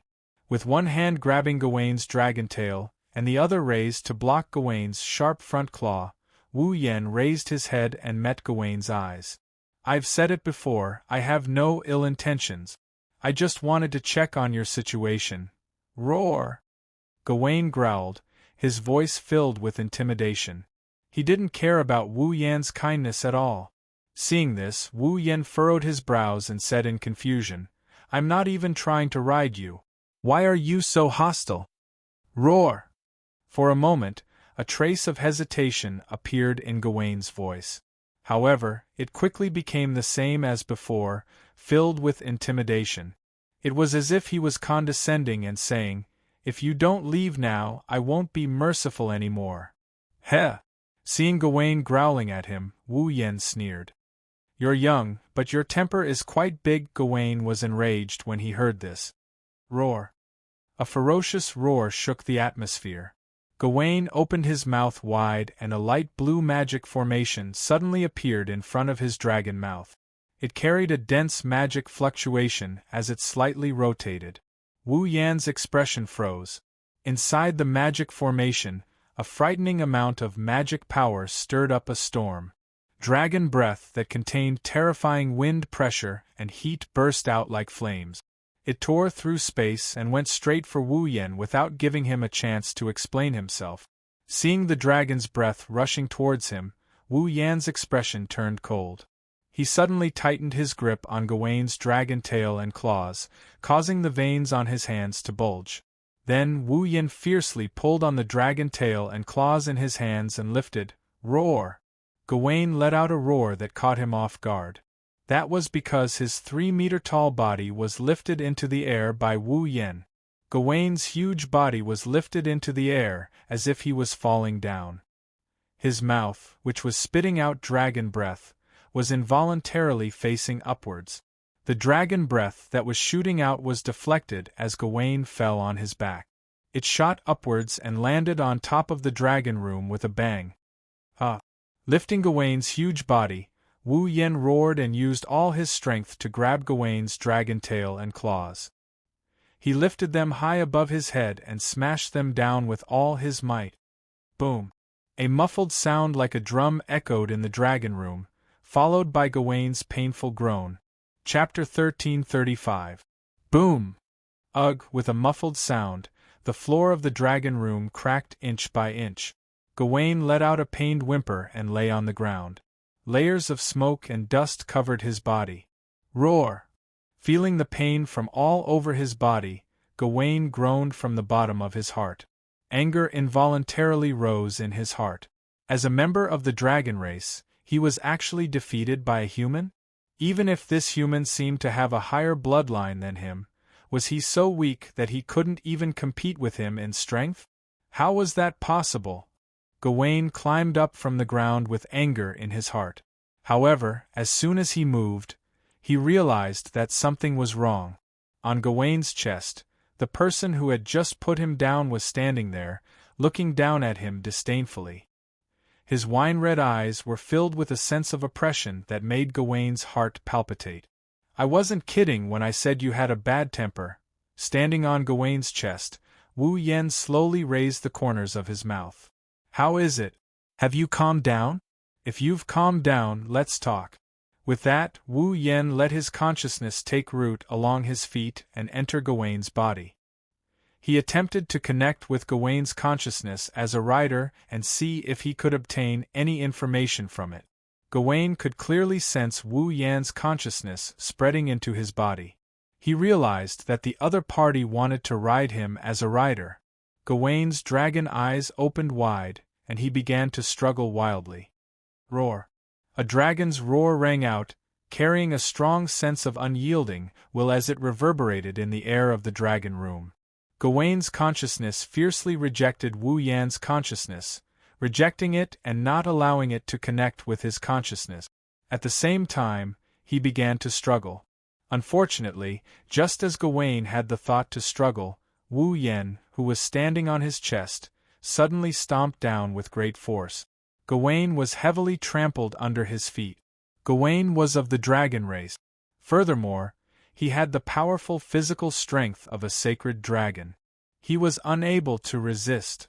As if a heavy mountain was pressing down on his body, Gawain only felt that his body had become incomparably heavy. He couldn't even lift his body. His limbs could only move about randomly. He couldn't move his body even an inch, let alone get up. The consciousness with Wu Yen as the source was drilling into Gawain's consciousness. Once it succeeded, then Gawain would truly be ridden. Roar! Gawain raised his head and roared. Not only was his voice unyielding, but it was also louder than any of the previous roars. With a hum, a barrier-like magic array shot out from above Gawain's body and instantly expanded to the size of Gawain's body. A wave of magic power suddenly erupted from Gawain's body, rolling into a thin film that covered Gawain's entire body. Wu Yen, who was thinking of a way to merge his consciousness with Gawain's, immediately felt a strong repulsive force violently acting on his body. It was as if an invisible wall had suddenly slammed into him, violently slamming into his chest. Bang! Caught off guard by this repulsive force, Wu Yan's body felt as if it had been hit by an invisible hammer. His feet brushed past Gawain's chest, and he was sent flying backwards. Wu Yen forcefully planted his feet on Gawain's body to prevent him from flying into the air. He exerted a little force and stabilized his body as he retreated. He stopped dangerously on Gawain's body and didn't fly backwards. Roar! Gawain roared angrily. A wave of magic power erupted from his body again, thickening the thin film of magic power and increasing the repulsive force acting on Wu Yen. Wu Yen clenched his teeth. He forcibly endured the invisible impact from the film on Gawain's body while looking up at the magic array rippling above him. His expression became rather displeased. A reflective defensive spell? This was an advanced magic that could only be cast by dragons of the Holy Dragon Clan. Although its defensive power wasn't as strong as a simple hexagon barrier, once it successfully blocked an attack from the outside, it would be able to reflect part of the attack. Presumably, Gawain was using Wu Yan's power to restrain him from getting up to rebound onto Wu Yan. That was why Wu Yan seemed to have been hit by an invisible attack and almost flew out of Gawain's body. Perhaps Gawain even saw Wu Yan's consciousness as an attack and reflected it back onto himself. Humph! Wu Yan snorted coldly. He exerted force with his feet and firmly planted himself on Gawain's body like the roots of an old tree. If you think that's enough to make me stop, then you're underestimating me too much. With that, Wu Yan ignored the repulsive force on his body. He closed his eyes and divided his attention into two parts. One focused on his feet, ignoring the rebounding force, and only focused on stabilizing himself on Gawain's body. The other focused on his own consciousness as a rider. Like water seeping into a rock, it flowed through the cracks in Gawain's rock and merged into Gawain's consciousness. Roar! Gawain's roar was tinged with fear. Originally, if a rider wanted to merge with a dragon's consciousness, the dragon had to open its heart to the rider and accept the merging of the rider's consciousness. Otherwise, even if the rider risked the great taboo of the dragon race to ride another dragon, he wouldn't be able to successfully control it. Yushu had the talent of a genius dragon tamer and could ride any dragon. This proved that the dragons he rode all opened their hearts to him and accepted the merging of his consciousness. As for the specific reason, Wu Yan didn't know. However, Wu Yan knew why he could ride all dragons. He used the pressure from his bloodline to make the dragons pay their respects and accept him of their own accord. However, if that was the case, the holy dragons that could more or less resist Wu Yan's pressure would also pay their respects. However, because of their resistance, they wouldn't easily accept Wu Yan's ride. For example, Gyuvlin and Lancelot had to go through a lot of trouble before accepting Wu Yan's ride. Gawain didn't accept Wu Yan's offer to ride him. He also didn't open his heart to Wu Yan and accept Wu Yan's consciousness as a rider. However, the pressure from his bloodline made Gawain truly respect Wu Yan. Therefore, it gave Wu Yan an opportunity to take advantage of it. For example, dragons were extremely resistant to riders who weren't their master riding them. Therefore, when another rider rode them, their consciousness would condense into a rock, and the rider's consciousness wouldn't be able to merge with it. Gawain was the same. Because he rejected Wu Yan's consciousness, his consciousness also condensed into a rock. However, out of respect for Wu Yan, the stone had cracks that couldn't be seen with the naked eye. If a dragon didn't open its heart to its rider, the rider wouldn't be able to control the dragon. However, because of this crack in Gawain's consciousness, although Wu Yan didn't successfully merge with his consciousness and control Gawain, he obtained a part of Gawain's memories from the depths of his consciousness, just like Yaksu did when he controlled the corpse ash dragon. Thus, Wu Yan saw a scene of Gawain flying freely in the sky. Soaring in the sky, Gawain flew at an extremely terrifying speed, following an extremely strange trajectory. It was as if he was dancing. As Gawain flew, scattered light particles seemed to be released from his body. They followed Gawain's flight path and outlined streaks of flashing light in the sky. The crisscrossing streaks of light gradually increased in number, forming a diagram. It was a magic formation shaped like a star carving. The magic formation seemed to have been drawn directly in the air, following Gawain's flight and drawing streaks of light, gradually becoming complete. However, at this moment, a figure fell from Gawain's back. Gawain abruptly stopped his flying figure and turned his head around. However, the figure that fell from his back had already landed helplessly on the ground. Gawain could only watch in despair as the figure fell. In the sky, the magic formation that was almost complete exploded like fireworks, turning into starlight and gradually dissipating. Fortunately, the figure that fell from Gawain's back didn't suffer any major injuries, only some superficial wounds. However, since then, the figure had developed a fear of riding on Gawain's back. Afraid that the figure would insist on riding him under such circumstances, Gawain began to refuse. The scene was cut off. Chapter 1336. The memory fragments replayed clearly in his mind. Wu Yen lowered his head and looked at Gawain, who was still struggling at his feet. His expression changed slightly. In the end, he sighed and withdrew his consciousness from Gawain's body. Ugh! Gawain was startled when he sensed Wu Yen withdrawing his consciousness. He stopped struggling and raised his head, meeting Wu Yan's gaze. Heh! Wu Yen smiled helplessly. He shrugged and jumped down from Gawain's body, landing on the ground. Gawain came to his senses and hurriedly got up from the ground. He landed on all fours, wisps of magic flowing through his body. He stared at Wu Yen with vigilance and doubt. Gawain didn't understand. This mysterious existence seemed to have surpassed him in power. Why would he suddenly give up? As long as Gawain didn't open his heart to Wu Yen and accept Wu Yan's consciousness, Wu Yen wouldn't be able to control him. However, Gawain was well aware of his own situation. He couldn't beat him. If that was the case, there was no reason for him to give up.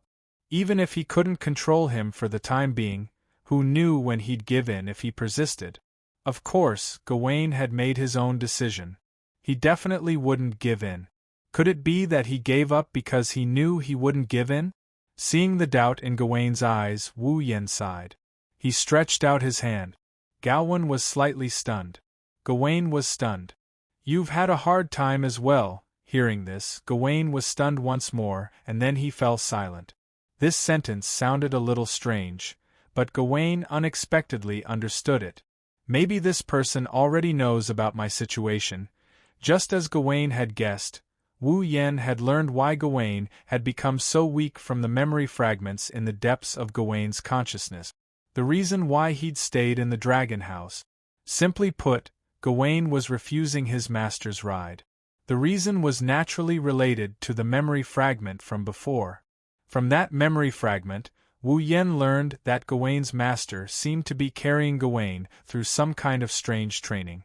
This exercise was the magic circle that Gawain had drawn in the sky in the memory fragment. Wu Yen didn't know what that magic array was. Gawain and his master were practicing something, but this practice seemed to require a terrifying flying speed and trajectory. Apart from the flying method that Lancelot had mastered to change the shape of magic power, that speed was undoubtedly the fastest flying speed that Wu Yen had ever seen, not to mention the fact that it required an extremely fast flight speed. Gawain was also able to fly according to the flight trajectory in a posture and angle that was as difficult as ascending to the heavens. Because of this, an accident happened. Gawain's master fell off Gawain's back. Although Gawain's master was lucky enough to only suffer some light injuries in that accident, Gawain's master was lucky enough to only suffer some minor injuries. However, falling from Gao Wenlong's back had left a psychological shadow on Gao Wenlong's master, and it had a great impact on his heart. So, ever since Gawain's master fell off Gawain's back, Gawain's master had always been afraid of Gawain. A horseman is afraid of riding his own par? Ignoring the impact that this would have on Gawain, it was obvious that a rider was afraid of his par. If he continued to ride Gawain, he would definitely end up in a miserable state. If he continued to ride Gawain while traumatized, the same thing would definitely happen again. The first time, he was lucky and only suffered some light injuries. What about the second time? The third time?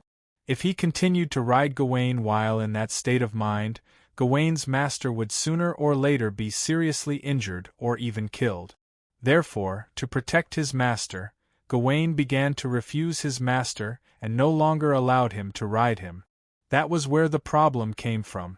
Due to the virtuous dragon magic Abayan, dragons were able to contract with humans and obtain a slim chance of survival. However, this also caused dragons to be restricted in many aspects. After all, the contract between a dragon and a human was to recognize the contractor as the master and obtain a channel to replenish star essence to survive. If the dragon could wantonly disobey the orders of the contractor, then what was the point of the human contracting with the dragon? Therefore, after contracting with humans, dragons could no longer disobey their master's orders.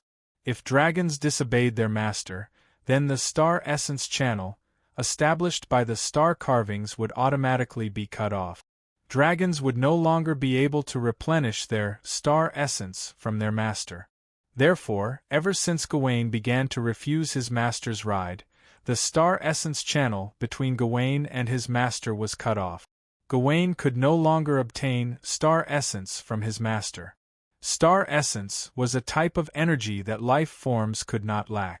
It was precisely because dragons lost the ability to be self-sufficient that they needed to contract with humans to obtain a slim chance of survival.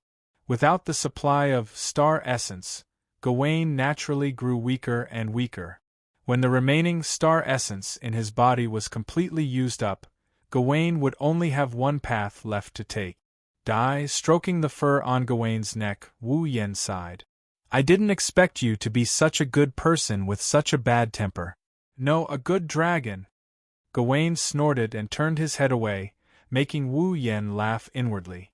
This bad-tempered dragon actually knows how to feel shy. I roughly understand your reason. Wu Yen pursed his lips.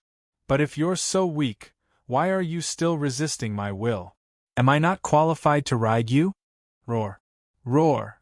Gawain raised his head proudly and let out a soft roar.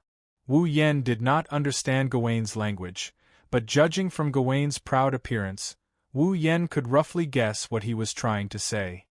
Apart from your master, no one else can ride on your back? Wu Yen narrowed his eyes, a smile appearing on his face. His hand on Gawain's neck changed from caressing to strangling, slowly tightening his grip. You really are arrogant. Roar! Gawain let out a painful roar. His dragon head began to shake. Unfortunately, in terms of physical strength, even a holy dragon like him could not compare to Wu Yen, a true ancestor who had been baptized by the magical pond water. Struggling would only increase his pain. Gawain immediately looked at Wu Yen, begging for mercy. You should have done this from the start. Wu Yen smiled in satisfaction. He loosened his grip on Gawain's neck. He hesitated for a bit before continuing. He hesitated for a moment, then said softly, But you should know that if this continues, only death will await you. Gawain lowered his head, but he quickly raised it again. His purple eyes without pupils were filled with determination, silently expressing his choice. For the sake of his master's safety, he would not regret it even if he used up all his star essence and died. You're just a young dragon, but you have such willpower. Wu Yen couldn't help but laugh bitterly. Why don't you have a good talk with your master? That way you should be able to solve the problem better, right? Gawain said nothing. Gawain remained silent. He only shook his huge dragon head, seemingly a little sad. All right, this is between you and your master. It's not my place to interfere.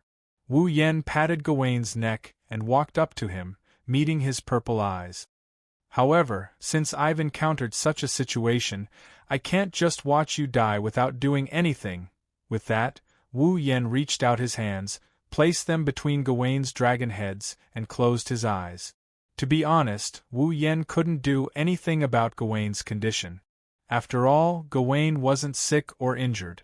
The only reason he was so weak was because he couldn't replenish the star essence in his body, losing the energy needed to sustain his life. Thus, even if Wu Yen had the vast knowledge from the 103,000 demon books and the ability of the angel's holiness, he couldn't do anything. Fortunately, it wasn't completely impossible. Under Gawain's confused gaze, Wu Yen suddenly undid all the seals on his body. His overwhelming magic, superpowers, and other abilities all returned to his body in an instant. The next moment, specks of starlight appeared around Wu Yen. Surprisingly, it was a star essence. Gawaine's eyes widened. This can only treat the symptoms, not the root cause, but it should be able to prolong your life. Wu Yen looked straight at Gawaine. That's all I can do. Gawaine immediately looked gratefully at Wu Yen, closed his eyes, and absorbed the star essence around him.